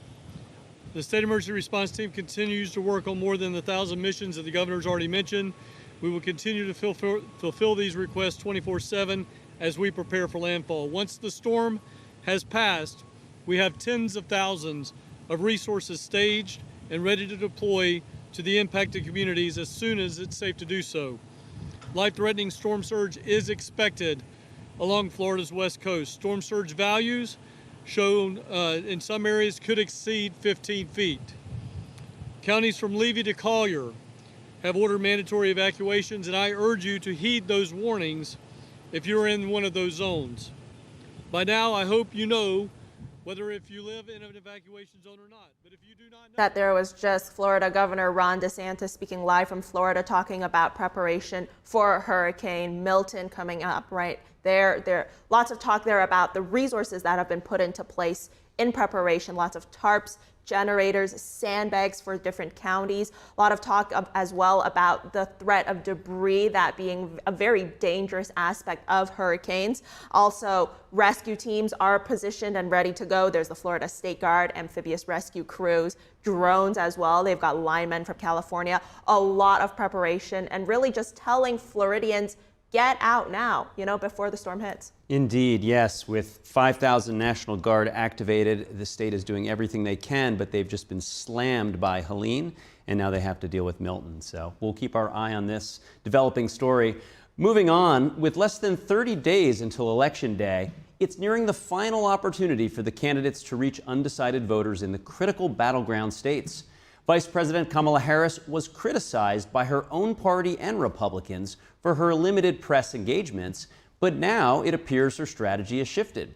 Joining us to discuss is Democratic strategist and former Obama Regional Campaign Director, Robin Biro. Robin, great to see you, and thanks for joining us. First off, are we seeing a shift in strategy from Harris here, or do you think this was her plan all along, playing a little hard to get, create some public interest, and then blitz in the final weeks leading up to the election? What do you think? I think what we're seeing, polls have narrowed. The honeymoon period is over. She's only 2.4 points ahead right now in national aggregate polling. But more concerning than that is the 7 battleground states. She's only ahead by 1 to 2 points, which is within the margin of error in 4 of those, and Donald Trump is ahead in 3 of them. So I think that she heeded advice that we've all been giving her, that it was time to get out there and sit for a long-form interview like the one that she just gave on 60 Minutes. And I'm glad she did that. Yes, and indeed, it's not all been easy softball questions. There were some hard questions posed to her yesterday. It appears that she's focusing, though, equally on non-traditional media along with the mainstream interviews. She went on The View, she's been on major networks, but then she's done podcasts like All the Smoke and Call Her Daddy, as well as joining radio star Howard Stern. What does this say about her strategy and the changing media landscape? She's trying to reach some of the younger voters. They statistically speaking, are the ones that sit out typically most elections and are the hardest to get engaged. So she's trying to reach those, the emerging electorate, if you will. And it's a good strategy. And also we've seen former President Trump do some of the same at the advice of his own son, Barron. So I'm glad that each one of them are trying to talk to young voters. What more can they do to reach young voters? Is it just about going down the list of other popular sort of independent media distribution channels like social, or are there other things that Harris and Trump can be doing? So ad buys in networks where young people are specifically watching, specifically YouTube. Young people love to watch YouTube videos and YouTube shorts. It's a great market, and there's plenty of ad buys. I will say that right now, Kamala Harris leads the pack as far as ad buys go. The only state in which she's being outspent is Pennsylvania. Donald Trump is spending more than her on ad buys in Pennsylvania, but I would honestly look at streaming services like Roku and Hulu, and definitely YouTube, like I said. Yes, talking about the different ways to deploy campaign dollars. She was asked in her interview on The View whether she would have done anything differently from Biden over the last 4 years. In her response, she said she couldn't think of anything she would have done differently. So could you comment, does this put off voters who want to change, or is this kind of the way to thread the needle? It reminded me of the Saturday Night Live skit from just last week, their 50th anniversary, when Joe Biden, the actor playing Joe Biden, famously said, "We're just the same," because it reminded me of that. I don't think that's the message that she needs to be sending right now, especially in light of that skit. I think it's actually reaffirming people's notions that this is essentially another term for Joe Biden, and I'm saying that as a Democrat. Yes. So how can she again, thread that needle to say that, she supports the things that they did, certainly coming out of COVID, but form her own path? How would you suggest messaging? I don't think she's going to differentiate herself in any way, shape, or form from the Biden administration itself for the mere fact that he basically handed her the opportunity to be president. Potentially. So I don't think that she's going to, but she's trying to insofar as she did release a 92-page economic policy, which is very different than what we saw from the Biden administration's policies, and an 81-page book detailing other policies. Some of her foreign policies are quite a bit different from the Biden administration, but I don't think that we will ever see her criticize Joe Biden. Yes, you mentioned the economy, and that's the #1 issue for most Americans. When we talk about the battleground states, most of these states have 1 or 2 very large urban areas with nearly equal large rural populations. Wisconsin and Michigan in particular stand out due to their Midwestern sensibilities. So What's Harris' strategy have to be to pull enough of the rural working class voters to put her over the tipping point without, of course, turning off her core urban voters? So what I'm speaking to you from Atlanta. So Georgia, of course, is one of these swing states. And what they're doing is she'll fly into Georgia, but then they hop on a bus and do a bus tour of all the rural areas throughout the state and crisscross all those rural areas. That's what both candidates need to be doing right now. It's a smart move. It's tactically the best move that they can make because, just like you said, the rural areas make up just about as much as the dense urban cores like Atlanta. Yes, and then when you talk about having an ace in a hole, Harris has landed former President Barack Obama to help her, who campaigned with her. How do you think his impact will play into appealing to the center? I don't think that it's honestly going to move the needle that much, but what it will do is generate money. And right now, she's sitting on a stockpile of $235 million cash on hand right now to Donald Trump's $134 million cash on hand. And both of those numbers, I think, are a little bit low this still with 26 days to the election. So they need to be both raising more money for GOTV operations, which take place the day of voting. Yes, certainly running a large-scale campaign takes a lot of money. What would you like to see Harris do that maybe you're not seeing yet? Well, I honestly think that she's using the Obama playbook that I helped develop, and the ground game is basically Obama's ground game. The only difference is I would advise against knocking on doors right now because that worked in 2008, that worked in 2012, but in this post-COVID era, people really don't like strangers coming to their doors and knocking. I would advise them to just drop literature so that they know that somebody from the campaign reached out, but maybe was kind enough not to bother them unannounced at their door. Yeah, you mentioned the playbook that has worked, but also mentioned that we're in the post-COVID era. Right now, we have one of the most heightened news cycles that I can remember in recent memory with natural disasters. We just had a package about Florida's back-to-back disasters. And now with Israel and the mixed economic signs that put jobs up, but the market's now a little bit down. So does this play any role in Harris's messaging outside of any campaign cycle, or is this just, you have to react to whatever's in the news? Well, right now she's got some dangerous territory to navigate because the right is very effectively using some of these natural disasters against her. And some of it, I will say, is it's just not correct information. For example, saying that the $750 FEMA money is all that they're going to get. There's more. That's just the emergency money that's out there to begin with. But a lie can take on a life of its own if it's repeated often enough.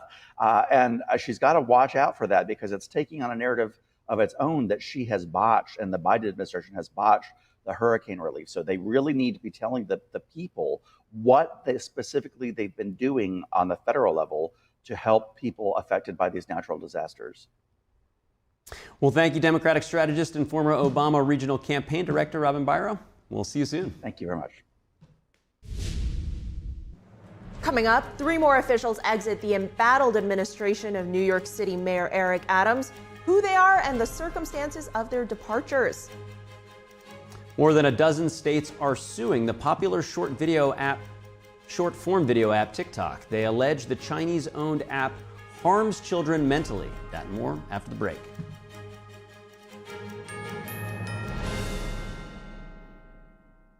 We design Native Path products to restore essential nutrients missing from the modern diet. This is what being on the path is all about. We're more than a health and wellness brand, we're a community. Amazing grace, how sweet the sound that saved a wretch like me. I once was lost, but now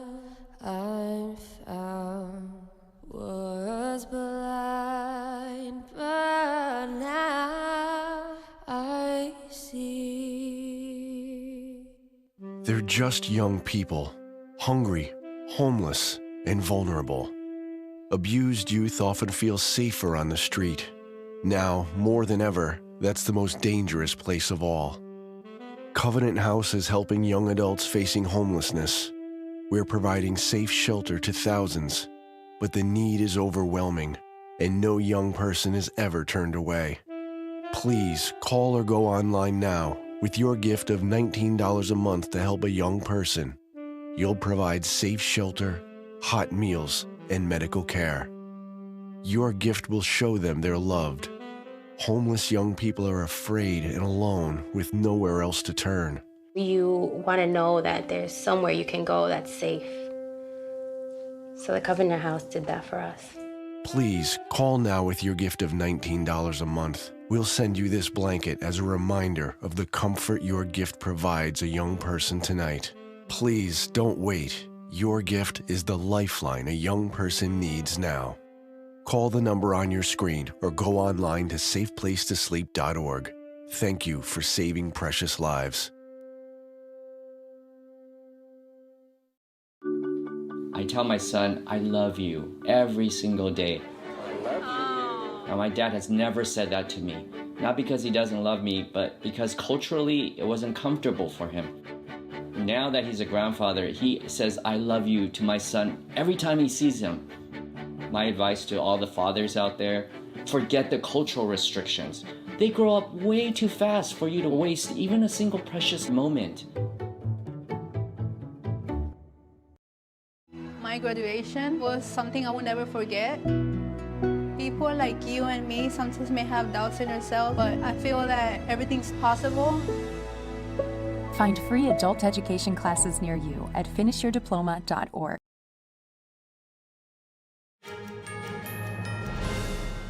Thanks for staying with us. Israel today announcing it has killed the commander of Hezbollah's headquarters in Lebanon.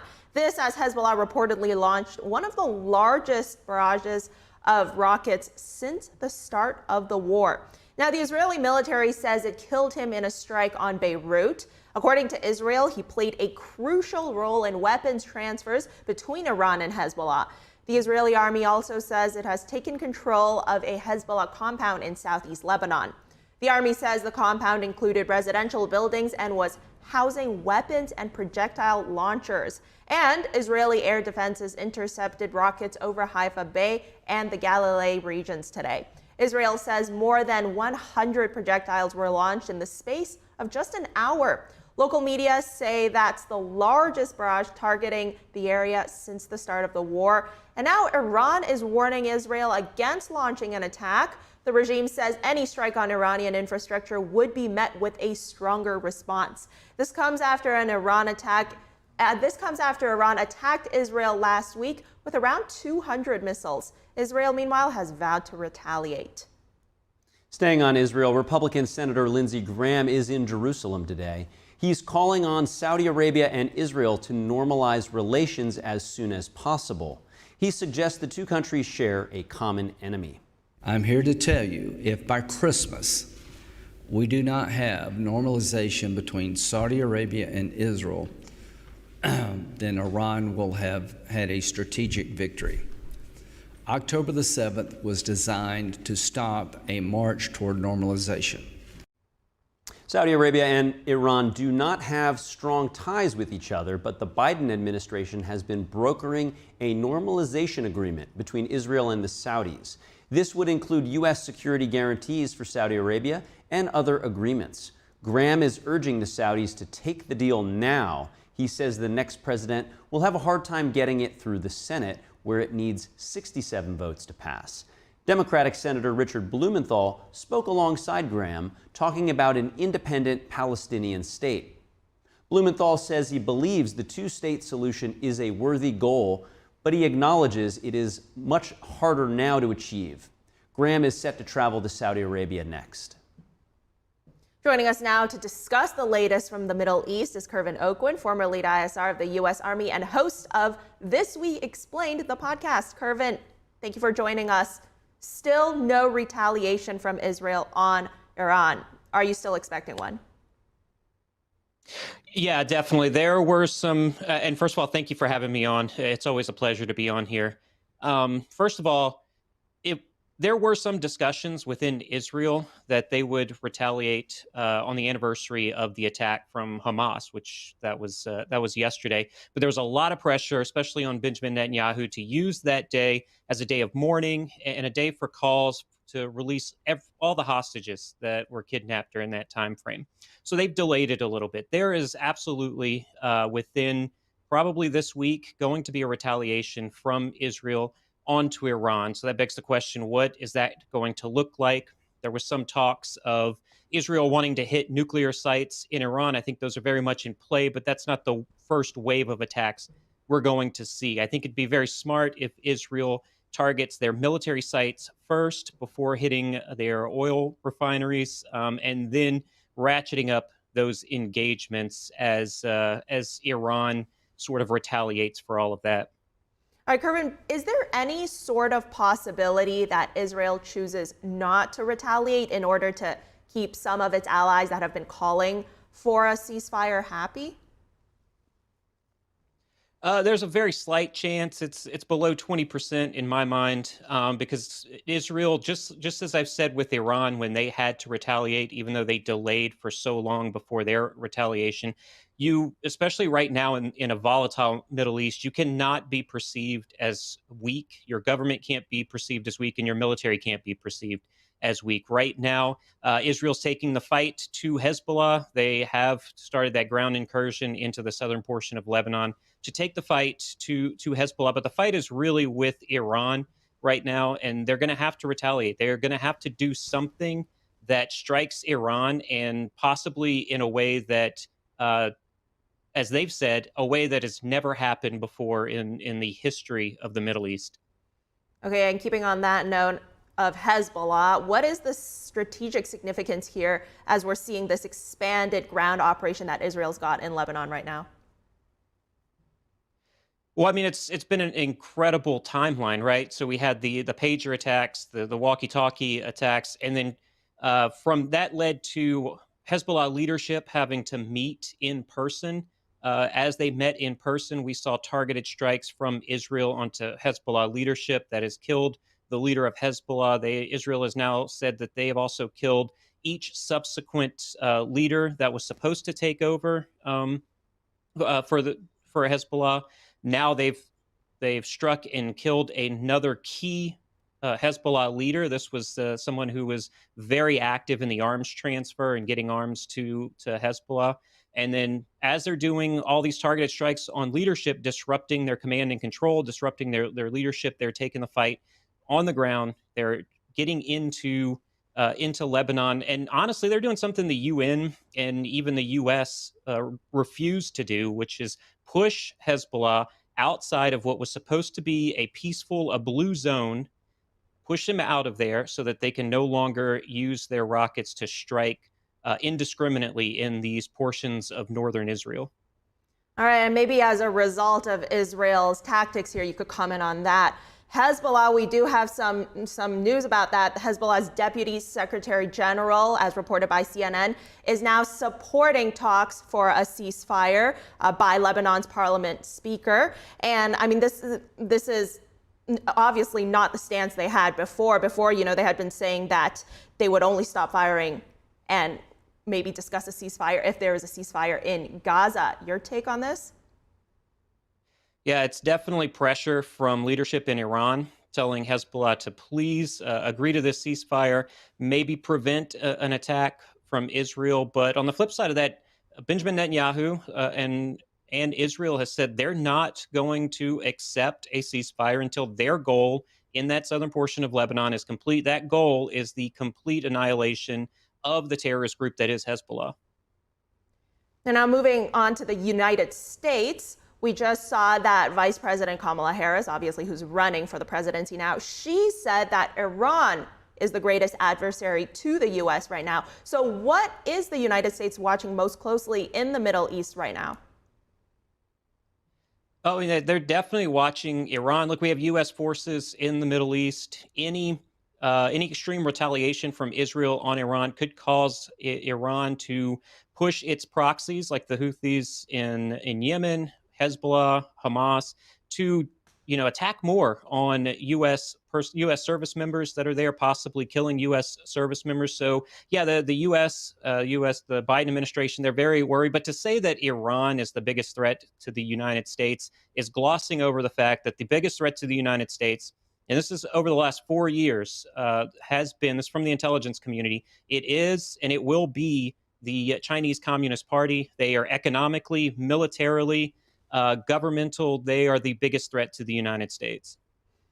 I like that you bring up this threat from China right now. What role is China playing in the Middle Eastern conflict right now? Well, it's quite interesting because we're kind of seeing the alliances shore up. Russia and Iran are sending weapons to each other, and China, who's out, as far as they're publicly stating, they want an end to this conflict in the Middle East, but really behind the scenes, they're supporting Iran. They're part of an axis of resistance that Iran has set up right now. While they're not actively pushing weapons to Iran, like I said, behind the scenes, they're telling Iran that you could keep doing what you're doing. We'll have your back if something does happen in the Middle East. We will support you, whether that's financially.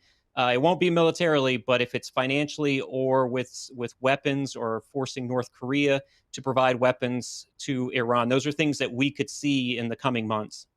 I've spoken to multiple analysts who all bring up this issue with the China threat right now. Clearly a front that we have to keep a close eye on. Now, another interesting development here, Israel's defense minister is postponing his trip to Washington, D.C. What do you make of that? Yeah, so he was supposed to come to D.C., where I'm located, and talk to the president and ask for more munitions, ask for more support from the United States. Benjamin Netanyahu told him to postpone that because Benjamin Netanyahu wants to talk to him and sort of set down the rules for this conversation with the Biden administration. I think they believe this is the last conversation they can have in person with this administration before U.S. elections. And then whoever wins those U.S. elections, we were going to see either the same path that we're on right now, or maybe a divergence with a new administration. Kervin, really quick before we go here, where do you see the next turning point in this conflict? It's definitely going to be the retaliation that Israel does. So if Israel is honest and what they're saying publicly is true, and this is the biggest retaliation that the Middle East has ever seen, Iran is going to have to retaliate to that. And now we're having an escalation of tit for tat. And we're in a regional war now. There's going to be a wide-scale war in the Middle East, and that is going to involve U.S. service members who are deployed there.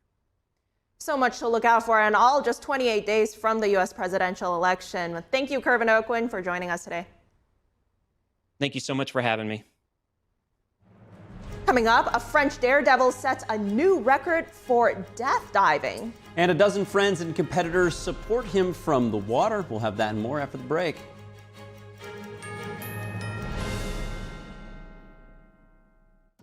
Say goodbye to harsh, bitter coffee and hello to a delicious, smooth brew. With specialty quality beans, expertly roasted in-house, you'll taste the difference with every sip. Fermented with a blend of 50 enzymes, Dave's Coffee delivers a rich brew like no other. Made with the highest grade specialty beans available, you're sure to taste the difference. Elevate your morning with Dave's Enzyme Fermented Coffee.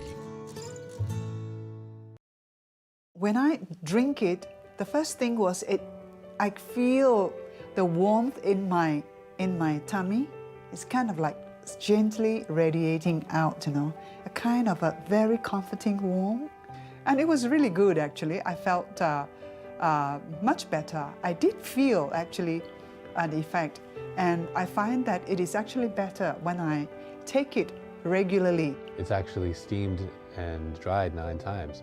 And so it's really, the essence is really extracted.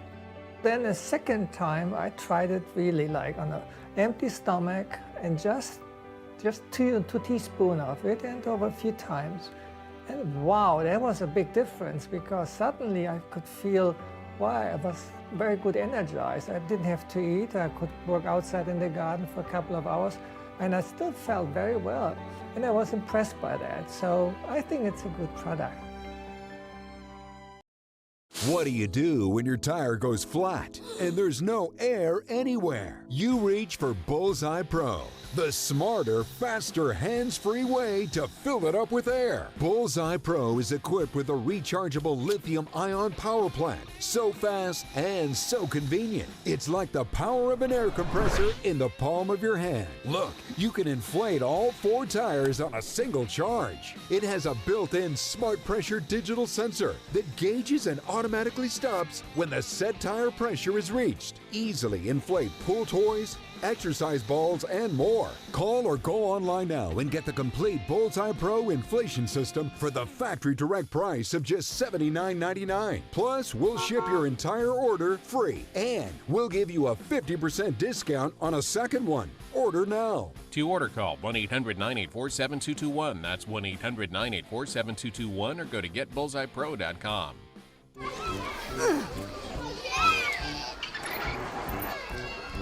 If you love them enough to crawl into a play place to get them to come down, then surely you'll check nhtsa.gov/the right seat to make sure they're in the right car seat.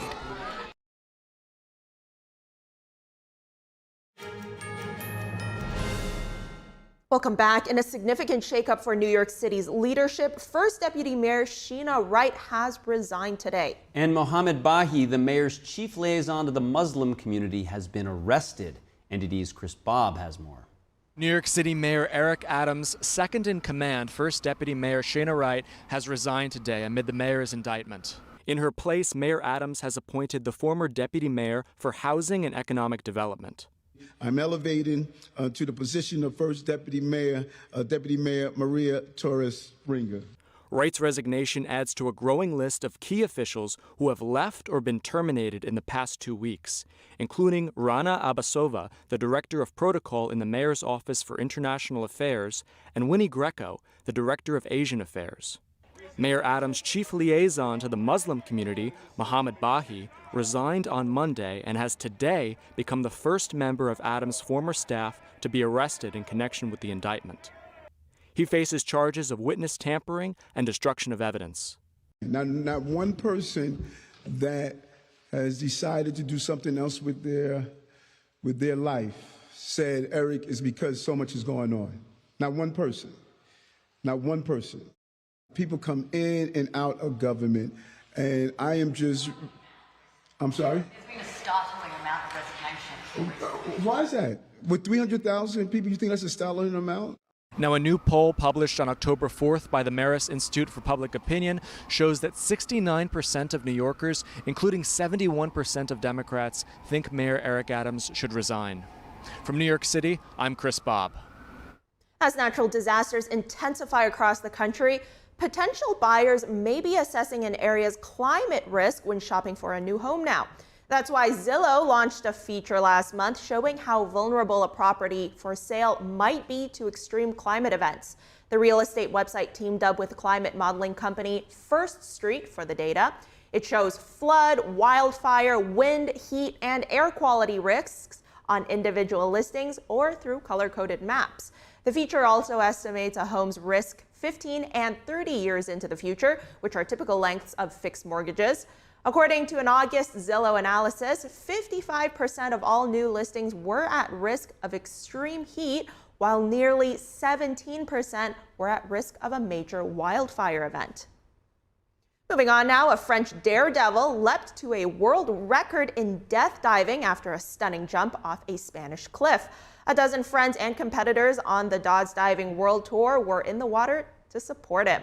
Now, death diving was invented in Norway in the 1960s. I mean, look at that. The sport differs from conventional diving as athletes hit the water with their hands and feet simultaneously.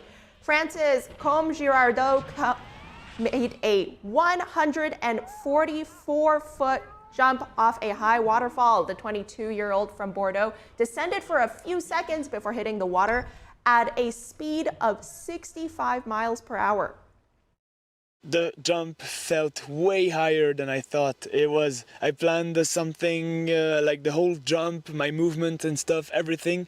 But then I was almost done with all the movement I planned, and I was still like 25 meters over the water. So it was, oh, okay. It felt way bigger than I thought. So I just, my body took over. Coming up, the godfather of artificial intelligence, Geoffrey Hinton, wins the Nobel Prize in Physics. He warns AI could lead to human extinction. He also says he'd do it all again. We'll have that and more after the break.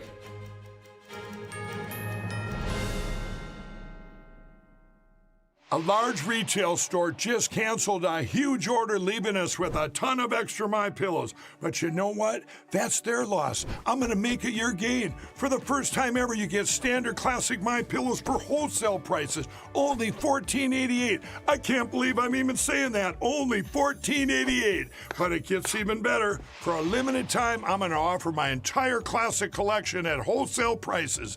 Upgrade to a queen-size MyPillow for just $18.88. King size only $1 more. Get my body pillows for $29.88 and multi-use MyPillows for only $9.88. So go to mypillow.com or call the number on the screen.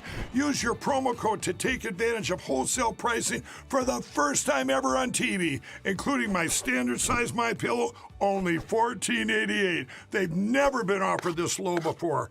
We have limited quantities at this price, so limit's going to be 10, and once they're gone, they're gone.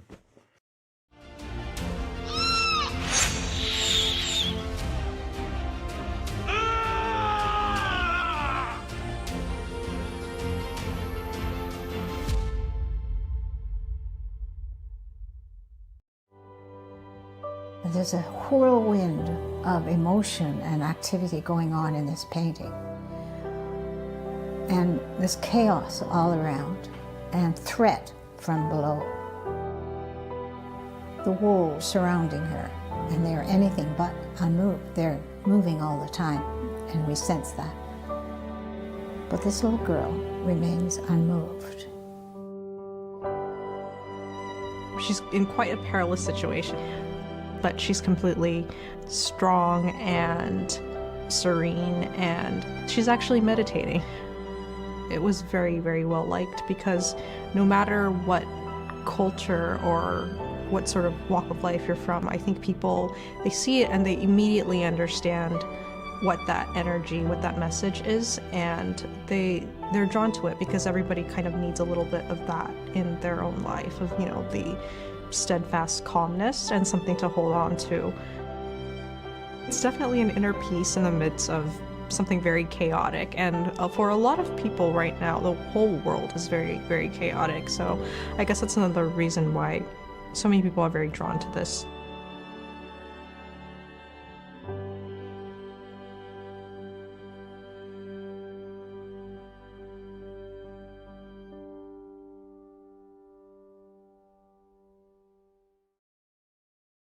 We design Native Path products to restore essential nutrients missing from the modern diet.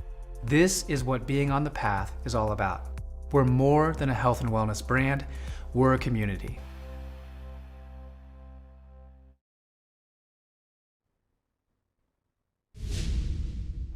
Welcome to NTD Newsroom. I'm Fiona G. And I'm Carrie Dunst. President Biden touting his economic investments in Milwaukee, Wisconsin. We'll bring you the latest on this and the preparations for Hurricane Milton.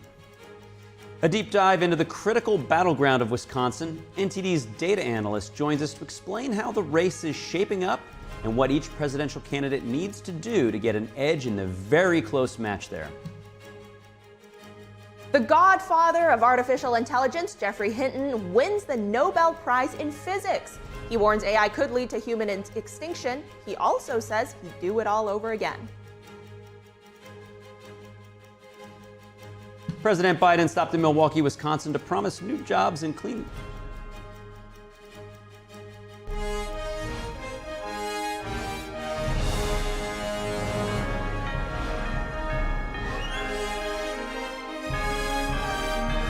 This is NTD Newsroom, live from our global headquarters in New York City.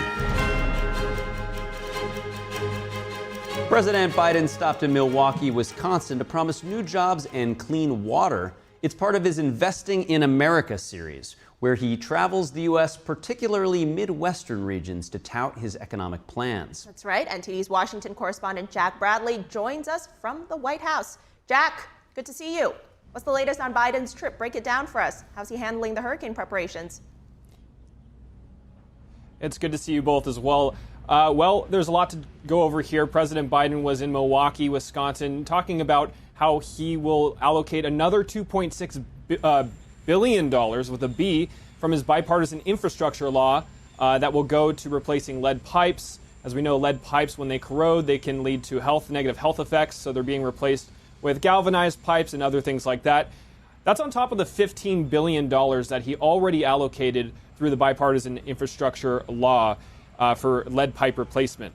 The Biden administration says that the funding is meant to provide clean drinking water and union jobs that are well paying. Wisconsin has an estimated 340,000 lead pipes that deliver water to homes. And in the U.S., that number is about 9 million lead pipes. Lead pipes were at one time very cheap. That's why we have so much of them. Now, corroding lead pipes, of course, they lead to negative health effects. Here's Biden on this earlier today in Milwaukee. Watch. We're finally addressing an issue that should have been addressed a long time ago in this country. The danger the lead pipes pose to our drinking water. For too long, local communities have known how important it was to deal with this problem. It hadn't been given the national priority it demanded, though. I'm here today to tell you that I'm finally insisting that it gets prioritized, and I'm insisting it get done. Now, President Biden also earlier today canceled his trip. He postponed his trip to Germany and Angola. He's supposed to leave this weekend to visit those countries. He would have been the first president, or the first president since Obama to visit Africa, and the first time he would visit Africa.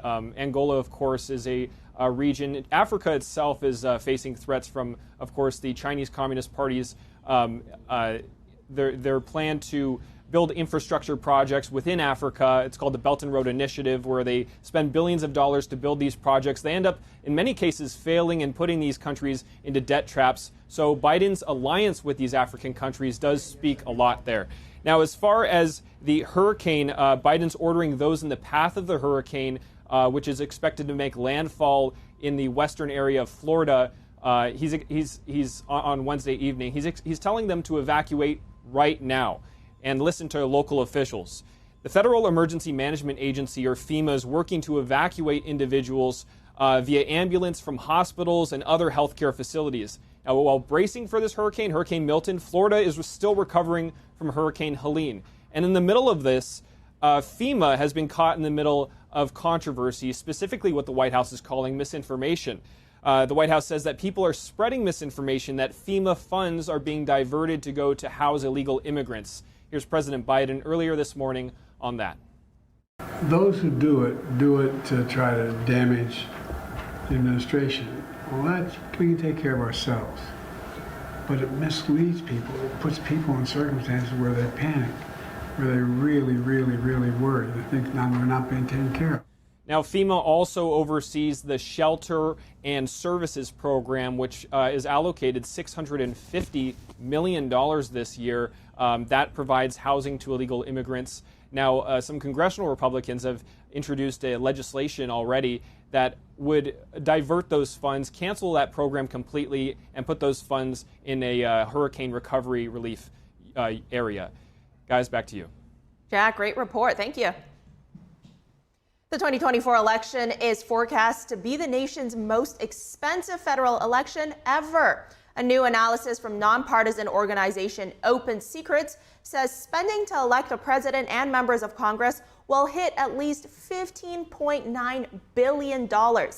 Outside spending, including super PACs, is helping drive up the price tag. It has already reached about $2.6 billion. Open Secrets expects outside spending to top $5 billion before Election Day. In this cycle, the top 5 mega donors to outside groups all support Republicans. Vice President Kamala Harris wants to expand Medicare benefits to cover at-home senior care. She mentioned the proposal during an interview on ABC's The View. NTD correspondent Jason Blair reports. It would be for the first time expanding Medicare to include long-term care at home. This would give the option of home care instead of sending someone to a nursing home, which potentially would be less expensive. It's the vice president's latest proposal in her plan to lower health care costs if she were elected in November. Harris described her own experience with caregiving while on ABC's The View on Tuesday, saying that she took care of her cancer-diagnosed mother. Harris and Walz are in the middle of a media blitz this week. Harris sat down with Bill Whitaker on 60 Minutes for an interview which aired on Monday night. Many are calling it the toughest one the Democratic nominee has done so far, with Whitaker pressing Harris on some key issues like immigration. The CBS journalist asked Harris if it was a mistake to loosen the border policies as much as she did. So CNN announced that Harris and Trump have until Thursday, October 10th, to agree to a second debate hosted by the network. CNN sent both candidates invitations on September 21st. So far, Harris has agreed and Trump has not responded. Trump also has publicly stated that he will not do another debate before the election. Early voting in Arizona starts on Wednesday and mail ballots go out. Harris is planning a campaign event on Thursday in Phoenix, the day after, where, according to her campaign, she will rally up people to get out and vote. Reporting in Washington, D.C., Jason Blair, NTD News. We're continuing with our coverage of the presidential election, zooming in on Wisconsin. NTD's data analyst Kevin Hogan joins us now. Kevin, good to see you. Give us the big picture of Wisconsin. How has the presidential race changed there over the years? It's great to be here, Kerry. And to understand Wisconsin, you got to look back into history. It became a state in the 19th century, and then up until the 1920s, it was primarily Republican. And then the Great Depression, World War II happened in Wisconsin, and a lot of other states went Democrat. And then it had a Republican stretch from the 1940s to 1984, and that's when Reagan won it. And then from 1988 to 2012, Democrats won 7 presidential elections in a row in Wisconsin, and then Trump broke that streak in 2016. But basically, all the polls showed that Trump was going to lose. And then so that's when Wisconsin went from a reliably blue Rust Belt state to a battleground. And then, okay, Biden switched it back in 2020, flipping it blue. And then you could see each campaign puts a lot of emphasis on this important state of Wisconsin. The Republican National Convention was held in Milwaukee. And then Harris's first rally when she got to the top of the ticket was in Wisconsin. Okay, so clearly a very important state there in this presidential election. So in recent history, how close have presidential races been for that state? And I mean, how's that transferring to this year's election as well? Well, so we look back to 2016, Trump won it by about 3/4 points. It's really close there. And then 2020, Biden won it by just over 1/2 point. So both within 1 point. And then you got real clear polling average, putting Harris up about 0.8%. 538 has Harris up 1.6%. But a word of caution here, the polls historically have underestimated Trump in Wisconsin by about 5 points in 2020, 7 points in 2016. So if history repeats itself, you can be sure that if Harris is about tied or she's just up a little bit, then maybe Trump actually has an advantage. So he definitely could switch the leader depending on what happens. So we talked about the amount of visits to Wisconsin. Rallies make a big difference, according to University of Wisconsin-Madison journalism professor Mike Wagner. He says it excites people to show up and to vote, and also maybe even persuade them to get their friends to register and even to vote for who they want. But he says the outcome is uncertain. And he says Wisconsin is closer now, this race, than it has been in the past election cycles, a couple of them, and those are just within a point. Wow. Let's go down into Dane County. How has that changed over the years? Well, so Dane County, you have the state government, you got the University of Wisconsin campus, and over the last decade, it saw a thriving technology and healthcare sectors. So you got population growth in Wisconsin overall, pretty slow, but in Dane County, it's the fastest growing county in the state. So now you got the university, you got the local economy, you got Madison and the suburbs, they're booming now. And who's coming to Dane County? Well, it's these young, college-educated professionals who are finding jobs in the tech sector, and there's thousands of them. These people with college degrees, who do they tend to vote for? It's typically Democratic, and they're just getting right in there in that Madison area. And I mean, a lot of talk about Dane County from you in the past few days there, Kevin. Why is it so important? Well, Dane County is really important because Democrats see a lot of possibilities here. They had high turnout, 89% in 2020, and that's when Biden won. And a volunteer on the Democrat side, Jane Bernstein, she's one of the people who runs those action teams knocking on doors, 23 of them in that county. She's confident that if Democrats can boost turnout in high numbers there, they can overtake the Republican vote in the other parts of the state. So now, at the same time, Republicans are looking to squeeze every single vote they can out of Dane County, even though they are outnumbered. For example, the executive director of the state Republican Party, Andrew Iverson, he says that volunteers are knocking on thousands of doors. They're even sending postcards. They're making calls. He says it's the best GOP effort he's ever seen in that county. And then so he says the Republicans, if they can just shrink that margin a few points in Dane County, they might be able to win the election. And that said, former Republican Governor Tommy Thompson, he urged Trump to visit, and Trump did. Now, Thompson said, you cannot just leave Dane County and Madison alone and expect to win an election in Wisconsin anymore. But Republican strategist Alex Conant says the exact opposite. He says Trump shouldn't go near Dane County because all that's going to do is drive up Democrat turnout in November. And he says the best way for Trump to win is to drive up the numbers in the rural and suburban areas because Dane County is going to be a landslide. Wow, great insights, Kevin. Thanks for that report. Sure. Moving from Wisconsin to New York City, in a significant shakeup for New York's leadership, First Deputy Mayor Sheena Wright has resigned today, and Mohammed Bahi, the mayor's chief liaison to the Muslim community, has been arrested. NTD's Chris Bobb has more. New York City Mayor Eric Adams' second in command, First Deputy Mayor Sheena Wright, has resigned today amid the mayor's indictment. In her place, Mayor Adams has appointed the former deputy mayor for housing and economic development. I'm elevating to the position of First Deputy Mayor Maria Torres Springer. Wright's resignation adds to a growing list of key officials who have left or been terminated in the past 2 weeks, including Rana Abasova, the director of protocol in the mayor's office for international affairs, and Winnie Greco, the director of Asian affairs. Mayor Adams' chief liaison to the Muslim community, Mohammed Bahi, resigned on Monday and has today become the first member of Adams' former staff to be arrested in connection with the indictment. He faces charges of witness tampering and destruction of evidence. Not one person that has decided to do something else with their life said, Eric, is because so much is going on. Not one person. Not one person. People come in and out of government, and I am just, I'm sorry? There's been a startling amount of resignation. Why is that? With 300,000 people, you think that's a startling amount? Now, a new poll published on October 4th by the Marist Institute for Public Opinion shows that 69% of New Yorkers, including 71% of Democrats, think Mayor Eric Adams should resign. From New York City, I'm Chris Bobb. Staying in New York City, let's take a look at what's going on here at Advertising Week. It's New York City's 20th anniversary event here in Manhattan. We'll have that and more after the break. I mean, just take a look at that. All of those TV shows, all of those interesting events right here in New York City's Advertising Week. Stay tuned.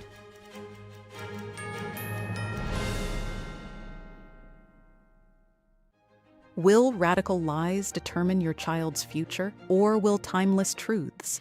Fathom the Good equips children with wisdom against the world. Our homeschool curriculum teaches high schoolers to think critically. We provide primary texts, original content, reasoning tools, and mentoring videos to help them transform America. Teach your children to navigate the world's woke confusion. Teach them to fathom the good. If you're happy and you know it, clap your hands. If you're happy and you know it, ride your bike. If you're happy and you know it, then your face will surely show it. If you're happy and you know it, smile big and bright. Thousands of kids just like me are happy every day. And it's all because of generous people like you who support Shriners Hospitals for Children every month. All you have to do is call the number on your screen or go online to loveshriners.org right now with your monthly gift. Because of people like you, Shriners Hospitals for Children is able to make an everyday miracle happen for kids like me. If you're happy and you know it, dance around. If you're happy and you know it, play a song. If you're happy and you know it, and your face will surely show it. If you're happy and you know it, take your shot.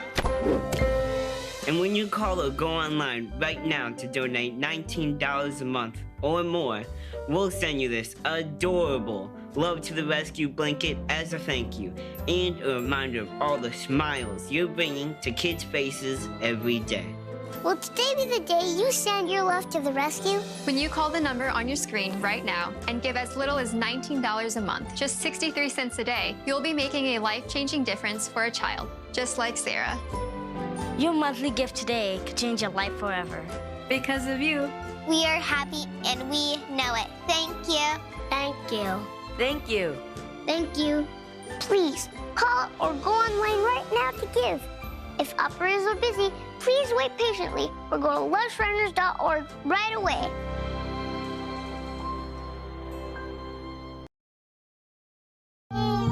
We said we'd never give in to a meltdown. Mariella. Never leave the house looking, well, and never let them out of our sight.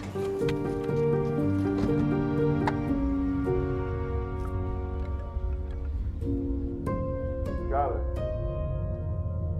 Cars get hot fast, and kids can be at risk. Before you leave the car, always stop, look, lock.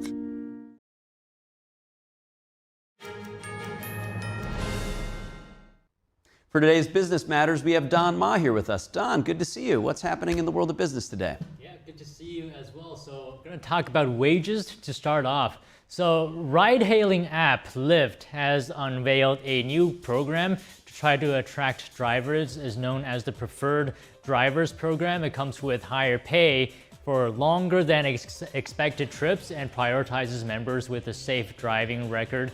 Now, drivers with a higher safe driving score will receive more ride requests, and there's a new earnings dashboard as well. So drivers will also be able to see the estimated hourly rate for each ride to help decide if a ride is worth their time. Now, PepsiCo has cut its annual sales growth forecast. The company says consumers in North America reduced their spending on sodas and snacks and are opting for cheaper private label brands. Pepsi has been able to prop up its profits with price increases on top of cost controls and measures to drive operational efficiencies. And Hong Kong stocks have suffered their worst day in 16 years. Shares dipped more than 9% after no new stimulus measures were announced by China's National Development and Reform Commission. Stimulus measures in China had lifted global stock markets in recent sessions. And the Trump Organization will be breaking ground on a $1.5 billion golf course and hotel project in Vietnam. So in a statement, real estate developer Kimbak City announced that its subsidiary has partnered with the Trump Organization for the development in the Huang Yin province. The project will consist of two 54-hole golf course systems, a network of hotels and resorts, and a modern residential complex. A recent Reuters analysis found the golf course and resort business was the biggest driver of cash flow for the Trump Organization. Now, no timeline, however, was given for construction. And it looks like gold is on a shining streak. The World Gold Council reported that gold exchange traded funds, or ETFs, registered inflows of $1.4 billion in September. And that is the fifth consecutive month of inflows. And this is a sharp turn after 3 consecutive years of outflows against the backdrop of high interest rates. And the Fed's rate cuts have buoyed the price of the precious metal. It touched a record high late last month at more than $2,600 an ounce. Gold ETFs store bullion for investors and account for a significant amount of investment demand. U.S. property insurance stocks tanked yesterday after Hurricane Milton intensified. Now, Milton could be another costly disaster for the industry to cover this year, and insurers could face billions of dollars in catastrophe-related claims from a devastating hurricane season. Now, severe and frequent natural disasters have accelerated the industry's retreat from high-risk areas, like Florida, for example. Some companies are doing better than others, of course. Heritage Insurance has a large presence in the Sunshine State. It was last down over 25%. Universal Insurance was down over 7%, and HCI Group almost lost 5%. Meanwhile, Generic, which makes generators that power homes during an outage, it was up 8% earlier today. Now, joining me is Joseph Trevisani. He's the senior analyst at FX Street. Joseph, how are you doing today? Hi, Don. How are you? Nice to see you again. So the reason I called you here today is because I wanted to tell you to tell us about what's happening with bonds right now. So yesterday, the 10-year yield closed above 4% for the first time since August, and a big turnaround from its 2024 low of around 3.58%. Tell us, what's the deal here? Right.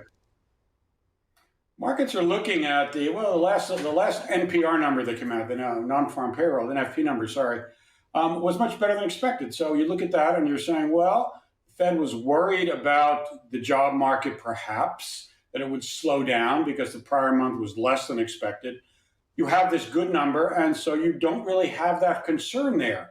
So if you don't have that concern there, then you have a much greater chance that the Fed's not going to do another 5%, another 50 basis point cut. So the odds on that are down. In addition, you have oil prices up about 10%. They were down today, and this is on speculation what might happen in the Middle East. If Israel chooses to bomb the Iranian oil industry, it is a possibility. That, of course, will filter through to inflation. So both of those things, I think, are weighing on bond prices and sending the interest rates up. All right, can you get into a little bit more about what does the current bond yield indicate about investor sentiment, perhaps regarding the economy, the Fed? Well, the Fed's logic for their rate cuts, I mean, they cut by 50 basis points, which was probably a little more than the market expected if you would it in a percentage. And they figured in their economic projections for the end of the year, another 50 basis points. That's 100 points in a little more than 3 months and a quarter. That's a pretty fast run in rate cuts. So what would be the logic behind this? Well, the logic is that the economy is slowing. The job creation is slowing down. But if you look at the numbers, that isn't really there. You had 3% in the second quarter. The Atlanta Fed GDP Now projection for the third quarter is running 3.2%. So if you look at those numbers and a much better than expected non-farm payrolls, the logic of a slowing economy isn't presented in the numbers. So the Fed has good logic perhaps here to pull back and not do another 50 basis point cut. Now, Joseph, correct me if I'm wrong here, please, but I thought the 10-year is supposed to be influenced more by the long-term outlook of the economy, whereas the 2-year is more policy sensitive. So why are we seeing yields rising across the board?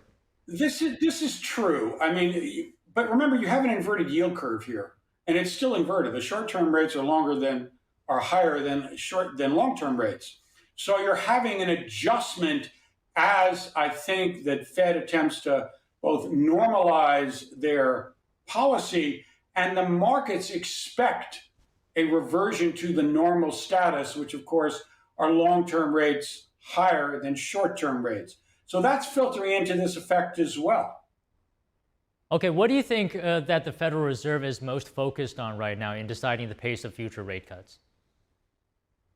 That's a very interesting question, because the Fed, when we looked at the inflation rate that came out of the COVID lockdowns and the spending by the federal government and the shortages, the Fed at the time said this is transitory. This is not going to be a long-term effect. That turned out to be incorrect. So then the Fed goes, you might say, overboard, or at least very aggressively against inflation with 525 basis point increases in a little more than a year. And now they're pulling back on that. So what is the Fed's logic? They keep revolving around very rapid adjustments to what's happening in the economy. But in fact, it seems to me that the economy is not slowing down appreciably, that the job market is not really reeling from the 525 basis point increases. So the Fed's quick change on all these policies seems to be overdone, in my opinion. So taking everything into consideration, the Fed, the economy, long-term wise, where do you see yields stabilizing at? I think yields probably, the Fed's logic for all of this is they didn't really mention it specifically, but it's that the neutral rate is lower. Now, no one really knows what the neutral rate is. They can say, well, it's higher than here, then lower than here. The neutral rate is kind of determined empirically. If you raise rates and the economy slows down, you're probably above the neutral rate. If you lower rates and inflation and the economy speeds up, then you're probably below the neutral rate. But I think the Fed is saying that the neutral rate, the normal rate for the Fed funds is lower than here. I would guess between about 4% would be logical. So I think that's where the Fed is heading. There isn't a lot of indication in the statistics that that's warranted.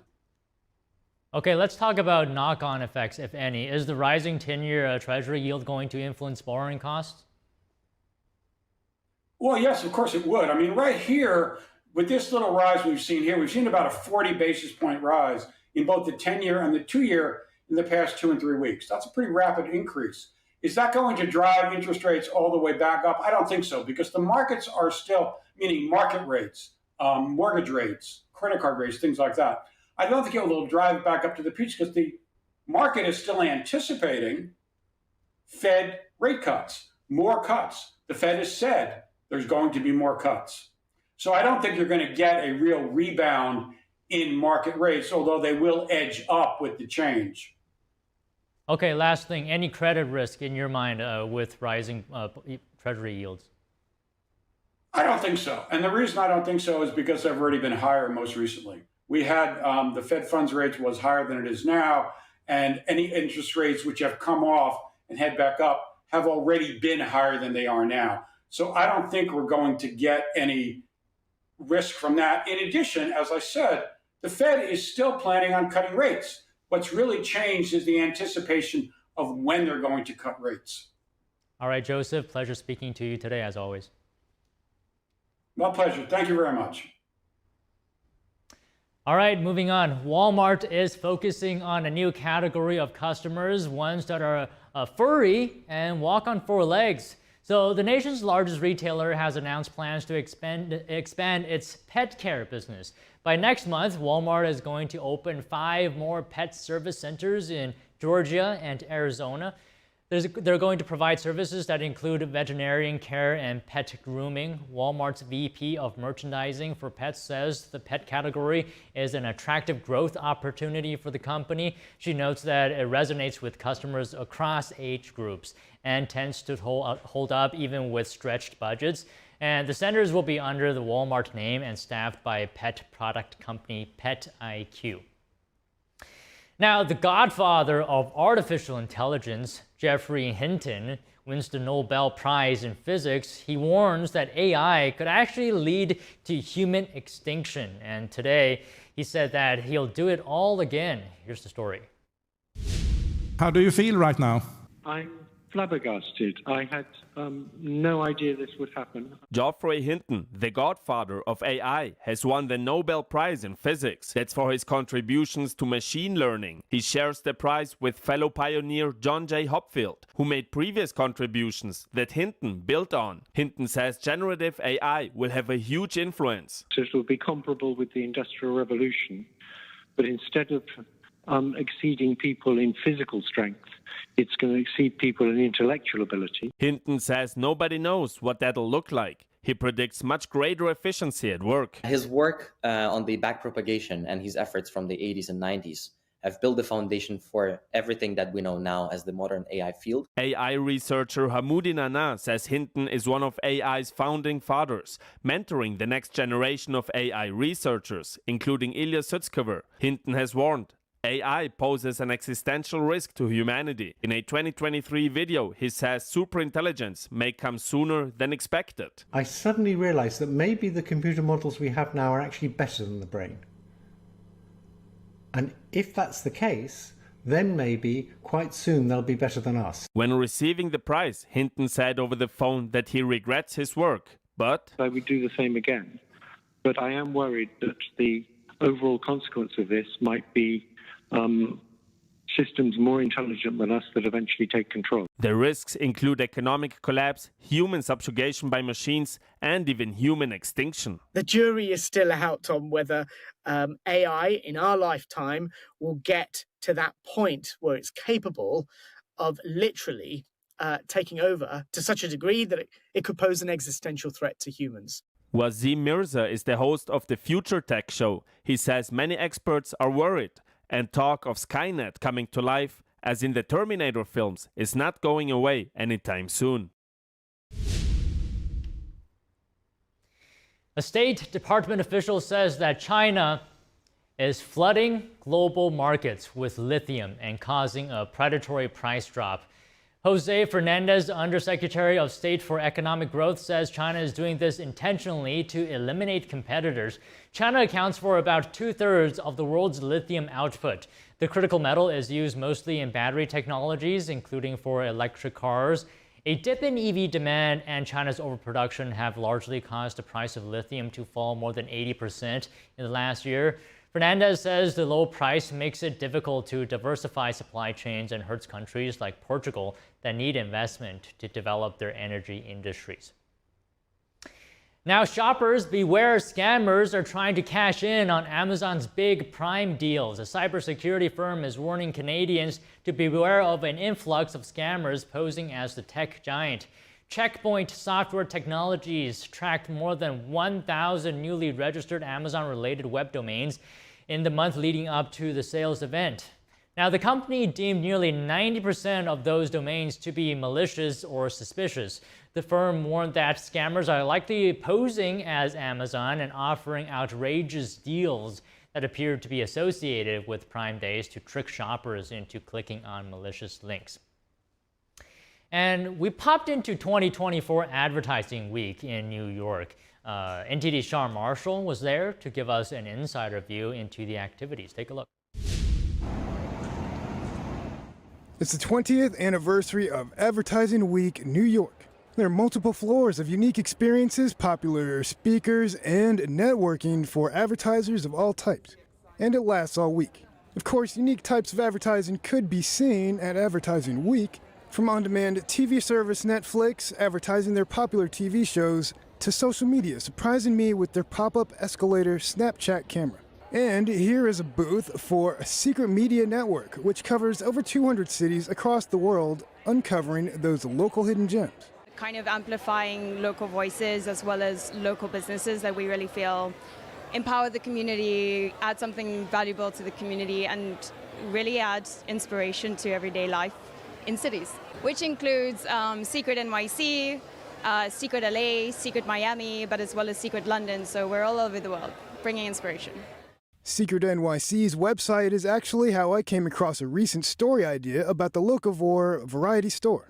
Yeah, so we've specially curated a Midtown guide in partnership with Advertising Week New York. And the whole concept is about guiding people and helping them navigate this huge experience as well as Midtown while they're here from out of town to enjoy like the best spots and their downtime. Some of the biggest brands had their new releases on display to try out, like Meta's Ray-Ban sunglasses. Canva had mocktails. Those are non-alcoholic cocktails to go along with their explainers to people on different ways to use the Canva app. Instacart's demo of their Caper Cart attracted my attention. So we have cameras all around the cart, which will pick up the barcode of the product as you're putting it in. As as you can see, it's adding directly to your virtual cart on the cart. And it's a seamless checkout where you can do it directly from the cart. And you can also add in vegetables. You add them in by item name or code, and it weighs it at the bottom. Guest speakers are talking around the clock all week at numerous locations on each floor. Over 17,000 industry pros, more than 1,200 speakers, and over 500 sessions of all types going on. I'm loving it. McDonald's. Show me. Yes, that is there. And the event will continue until October 10th and travels around the country. Sean Marshall, NTD News.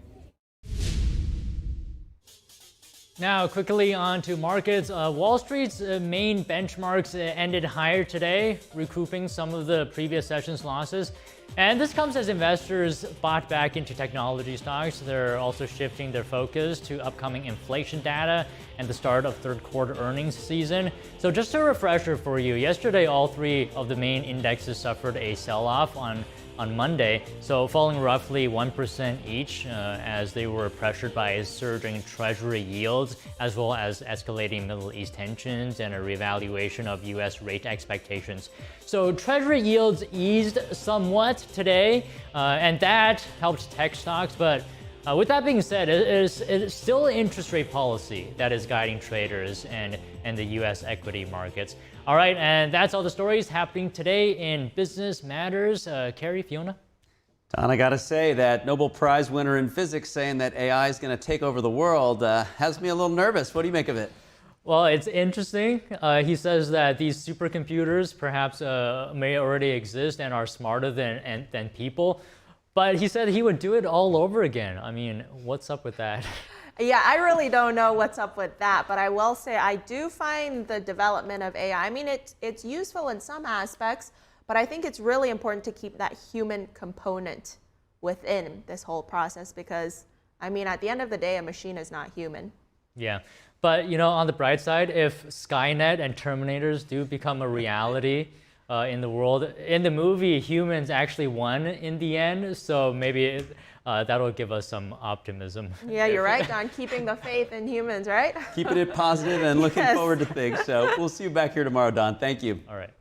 Hurricane Milton weakened slightly, but still remains an extremely powerful storm. It could potentially double in size before hitting west central Florida later on Wednesday. We're going to have that and more after the break.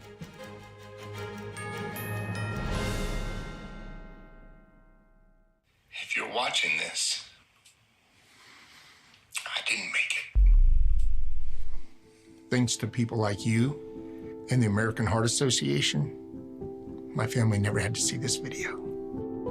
I was a healthy 47-year-old, no symptoms, but then my doctor discovered I had a bad heart valve that was beyond repair. The scariest day of my life was when I was sitting on a gurney as I looked and my wife was at my side and my kids had me surrounded. Deep down, you know, this could be it. This could be all there is. Not having him around for Riley to grow up with and have that papa figure in his life, that would have been hard. This little heart valve did something really big. It saved my life. I wouldn't be here today without it. The research for this heart valve was funded by the American Heart Association. And that's why I'm asking you to become a monthly donor for just $19 a month. When you do, you'll help fund the next medical breakthrough that could save your life or the life of someone you love. You'll also provide life-saving CPR training and help certify hospitals to give the best care to those who have had a heart attack or stroke. When you give $19 a month, we'll send you a t-shirt just like this one. From the moment you put it on, you'll help raise awareness for heart disease and stroke. Since my surgery, I had a son get married. I had a daughter graduate high school. I had another daughter give birth to a precious boy. I would have missed all that. And that's why it's personal for me. We're very thankful for everyone who is a donor because it gives us more time. Every 40 seconds, someone has a heart attack. The next person you help save could be someone you love or even you. Become a monthly donor today by calling or going to helpheart.org because it's personal. I'm Richard Karn, and I love my hose. It ain't those old hoses. This is my hose. The new Pocket Hose Copper Bullet, now infused with real copper, so your water is always clean and lead-free. Just turn on the water and watch your hose grow and grow. And when you turn off the water, away it goes. Our new inner tube uses 3 layers of high-strength latex on the inside. Then it's wrapped in a new polymer filament jacket, 3 times stronger than the other hoses. But my favorite part of our new hose build? The oversized, easy-to-grip fittings. Get the super light 25-foot Pocket Hose Copper Bullet today for only $29.99. But wait, call now and get our copper spray nozzle with our exclusive thumb drive free. This is an exclusive release of our newest Pocket Hose. Order now. Call 1-800-960-8919. That's 1-800-960-8919 or visit copperbullethose.com. Order now. Thanks for staying with us. Hurricane Milton has weakened into a Category 4 storm, but is still considered an extremely powerful hurricane as it approaches Florida. Yes, hundreds of residents are facing evacuation orders and taking the necessary precautions for their safety. NTD's Christina Corona has more. Milton intensified Monday with sustained winds reaching 180 miles per hour. By Tuesday morning, those winds had dropped, still classifying it as a powerful Category 4 storm. As of early Tuesday, the storm was approximately 520 miles southwest of Tampa, moving at 9 miles per hour and maintaining sustained winds of 150 miles per hour. President Biden announced that he has received updates from senior administration leaders overseeing the preparedness efforts for Hurricane Milton and continued efforts on Hurricane Helene. He noted that this storm could potentially be one of the worst Florida has experienced in a century. I directed this team to do everything it can to save lives and our communities, help our communities before, during, and after these extreme weather events, and that's being done. Mayor Ken Welch of St. Petersburg, Florida, provided an update on the serious dangers posed by the storm. There will be extremely high winds with this storm. We're expecting winds of over 100 miles per hour, winds we did not receive with Hurricane Helene. We're also expecting to receive between 10 to 15 feet of storm surge. That is an unprecedented level of storm surge and is twice the level of Hurricane Helene's surge. Emergency management officials emphasize that if you live in an evacuation zone along the coastline, it's crucial to evacuate immediately. Governor Ron DeSantis provided an update on safety measures and requests. The Florida Division of Emergency Management is actively addressing storm-related resource requests. We are currently fulfilling close to 1,000 missions to support our local communities. We will have, before landfall, 8,000 National Guard for the state of Florida that will be activated. We have already on hand 34 different search and rescue aircraft. With emergencies declared in numerous Florida counties and evacuations in progress, residents have created traffic jams on highways and interstates as they flee the storm's path. Cars were lined up at a gas station near Tampa on Tuesday, one day before Hurricane Milton is expected to impact the area. To be honest with you, if you're going to get gas, just get enough to sustain you for a period of time. And if you have generators, that's what everybody really should be doing. Try to get some gas, but because the situation is what it is right now, it's not going to be fruitful for everybody, you know. Asheville, North Carolina Mayor Esther Mannheimer shares how her city is still recovering from Hurricane Helene.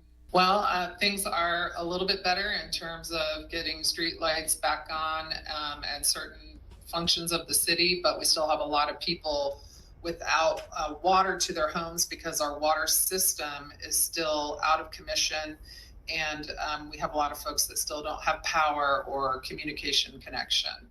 According to the National Hurricane Center, Hurricane Milton could potentially double in size before making landfall in Tampa Bay on Wednesday. Christina Corona, NTD News. Okay, it is interesting to note, though, that Disney World and Universal Orlando theme parks will be staying open today, despite Hurricane Milton approaching Florida. Yes, and other parts of Orlando's tourism industry are beginning to shut down. Disney said it was operating under normal conditions. They plan to only close its campgrounds and rental cabins in wooded areas for now. Both theme parks said they would continue monitoring the weather and adjust accordingly. Disney rarely shuts its doors except during dangerous hurricanes, the COVID-19 pandemic, and the 9/11 terror attacks. Its hotels are often safe havens for coastal residents fleeing impending storms. A check of Disney World's online reservation system this morning showed no vacancies at all. Meanwhile, other parts of Orlando are shutting down. This includes Orlando International Airport, which would cease operations tomorrow morning. The World Meteorological Organization issued its own warning regarding Hurricane Milton today at a conference in Geneva. A spokesperson for the United Nations agency said that the Category 4 storm poses an extremely serious threat to Florida. We're also running out of adjectives, unfortunately. We're hearing words such as unprecedented, catastrophic, historic, record-breaking, more and more to describe what we're seeing with the weather. Florida's west coast is still reeling from the devastation of Hurricane Milton. It really, look at that damage there. The debris is a main threat to the community as we move forward. This, according to Governor Ron DeSantis earlier. Now, the WMO added that there are currently 2 other hurricanes in the Atlantic, Leslie and Kirk. Kirk is expected to make landfall on France's west coast with wind gusts of up to 60 miles per hour and heavy rainfall. Hungary plans to hold up a $50 billion loan to Ukraine until after the U.S. presidential election. That's by delaying a decision on the renewal of EU sanctions against Russia. That's right, Carrie. G7 countries plan to use profits from Russian assets frozen in the West for the loan. As of now, EU sanctions on the Russian assets have to be renewed every 6 months for unanimous decision, meaning twice a year the plan runs the risk of failing if a single member state doesn't agree to extend the sanctions. The U.S. wants to change the 6-month period to a 3-year period to ensure that the project won't collapse. And that's according to Reuters, citing EU officials. Hungary's finance minister now says the country is not going to approve the sanctions rule change before the U.S. elections. The finance minister says Hungary first wants to see in which direction the future U.S. administration is going with this issue. A major Russian state media company became the target of a cyber attack. The data breach coincides with the birthday of President Vladimir Putin. Russian state media company VGTRK owns and operates the country's main TV stations. Its main website and some online streams were not available on Monday. A Kremlin spokesperson says the company faced an unprecedented attack on its digital infrastructure. A spokeswoman for Russia's foreign ministry also commented. She says the attack was part of a hybrid war waged against Russia by the West. Up next, one Netflix show is bringing more visitors to Paris. Emily in Paris is bringing more people to visit the City of Lights. Stay tuned for that.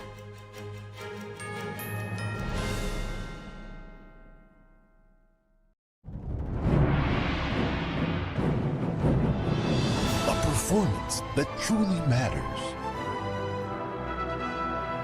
for each and every one of us. This is what you've been waiting for. See it at least once in your lifetime.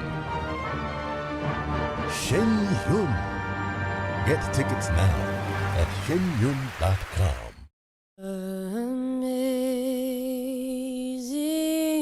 grace, how sweet the sound that saved a wretch like me. I once was lost, but now I'm found. Was blind, but now I see. They're just kids. Hungry, homeless, and vulnerable. Abused kids often feel safer on the street. Now, more than ever, that's the most dangerous place of all.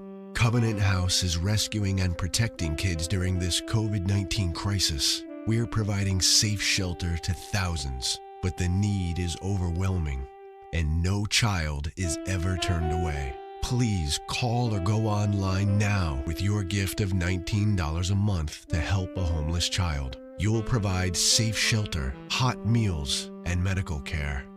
Your gift will show our kids they're loved. Homeless kids are afraid and alone, with nowhere else to turn. You want to know that there's somewhere you can go that's safe.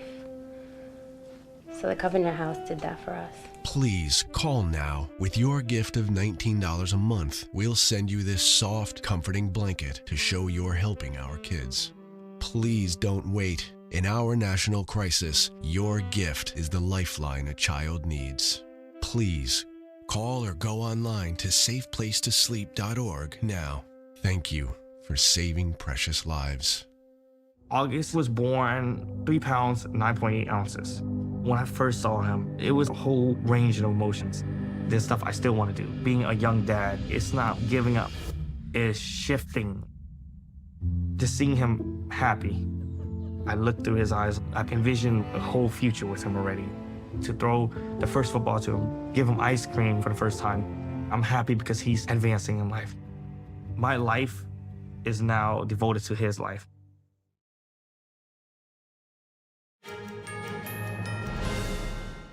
As natural disasters intensify across the country, potential buyers may be assessing an area's climate risk now when it comes to shopping for a new home. That's why Zillow launched a feature last month showing how vulnerable a property for sale might be to extreme climate events. The real estate website teamed up with climate modeling company First Street for the data. It shows flood, wildfire, wind, heat, and air quality risks on individual listings or through color-coded maps. The feature also estimates a home's risk 15 and 30 years into the future, which are the typical lengths of fixed mortgages. According to an August Zillow analysis, 55% of all new listings were at risk of extreme heat, while nearly 17% were at risk of a major wildfire event. French fries sales have cooled off as customers pull back on buying fast food due to rising prices. And that's hurting the country's largest French fry supplier. Last week, Lamb Weston announced that it would lay off nearly 400 workers and close a plant in Washington state due to slowing demand. The potato giant is oversupplied at a time when demand is sluggish. That's because sales are slumping at fast food chains as diners cut back. McDonald's, Lamb Weston's largest customer, is dangling value meals to try to lure customers back, but that isn't helping Lamb Weston because the value meals come with a smaller portion of fries. The shift has taken a toll on Lamb Weston because people are less likely to cook French fries at home. The company said 80% of French fries consumed in the U.S. come from fast food chains. The success of one Netflix show has given a boost to tourism in the French capital. The show Emily in Paris has inspired visitors from across the globe to take a closer look at Paris. NTD. The Alexander III Bridge is known for its iconic 19th century ornaments and sculptures. It is also notable because a girl named Emily Cooper from the Netflix show Emily in Paris happened to be here. The show depicts the tale of a young American navigating the world of Parisian luxury. It ranked in the Netflix Global Top 10 when it premiered in August. Yeah, I've seen the show and I liked it very much. It's my favorite, and my boyfriend's too. Because of the scene, we are here. Following the trail of Emily Cooper's has recently inspired many visitors to the French capital. According to a survey from the National Center of Cinema, 38% of tourists come to Paris to see in real life the location visited by the Netflix show's actress. The Place de l'Estrapade, where the character from the show lives, has become a pilgrimage destination for fans. Small reenactments rituals are being followed. Ringing at the building door, ordering a croissant, pain au chocolat or coffee to the Boulangerie Moderne, taking selfies in front of the fountain and near the local restaurant. It's such an amazing show. It makes me happy to watch, and I like watching it with my dad because we get to laugh together, and all the characters are great and the outfits are great, and I'm ready to get casted. I find it very romantic here, and the show really portrays all the relationships that can be made in this place. The iconic French restaurant owned by the character Gabrielle in the show has also gained great success since the series aired. No Gabrielle can be found here, but an Italian chef, the proud owner of Terra Nera for 20 years, runs the place. What changed after the show is that we now see people coming from all over the world. We can tell the series has been released in 93 countries. There's even a meal on the menu named after Emily's first meal here. In the series, the two companions in the restaurant order a fillet of beef, so we decided to do the same thing, with a Modena vinegar sauce. Now you can enjoy a really good fillet of beef when you come to Terra Nera. In general, cinema has greatly boosted tourism in the French capital, with 86% of visitors stating they've seen films or series about France. David Vives, NTD News, Paris. Thank you for watching NTD Newsroom today. Please join Tiffany Meyer for the NTD Evening News at 6 p.m. Eastern, 3 Pacific. I'm Carrie Dunst. And I am Fiona G. See you tomorrow.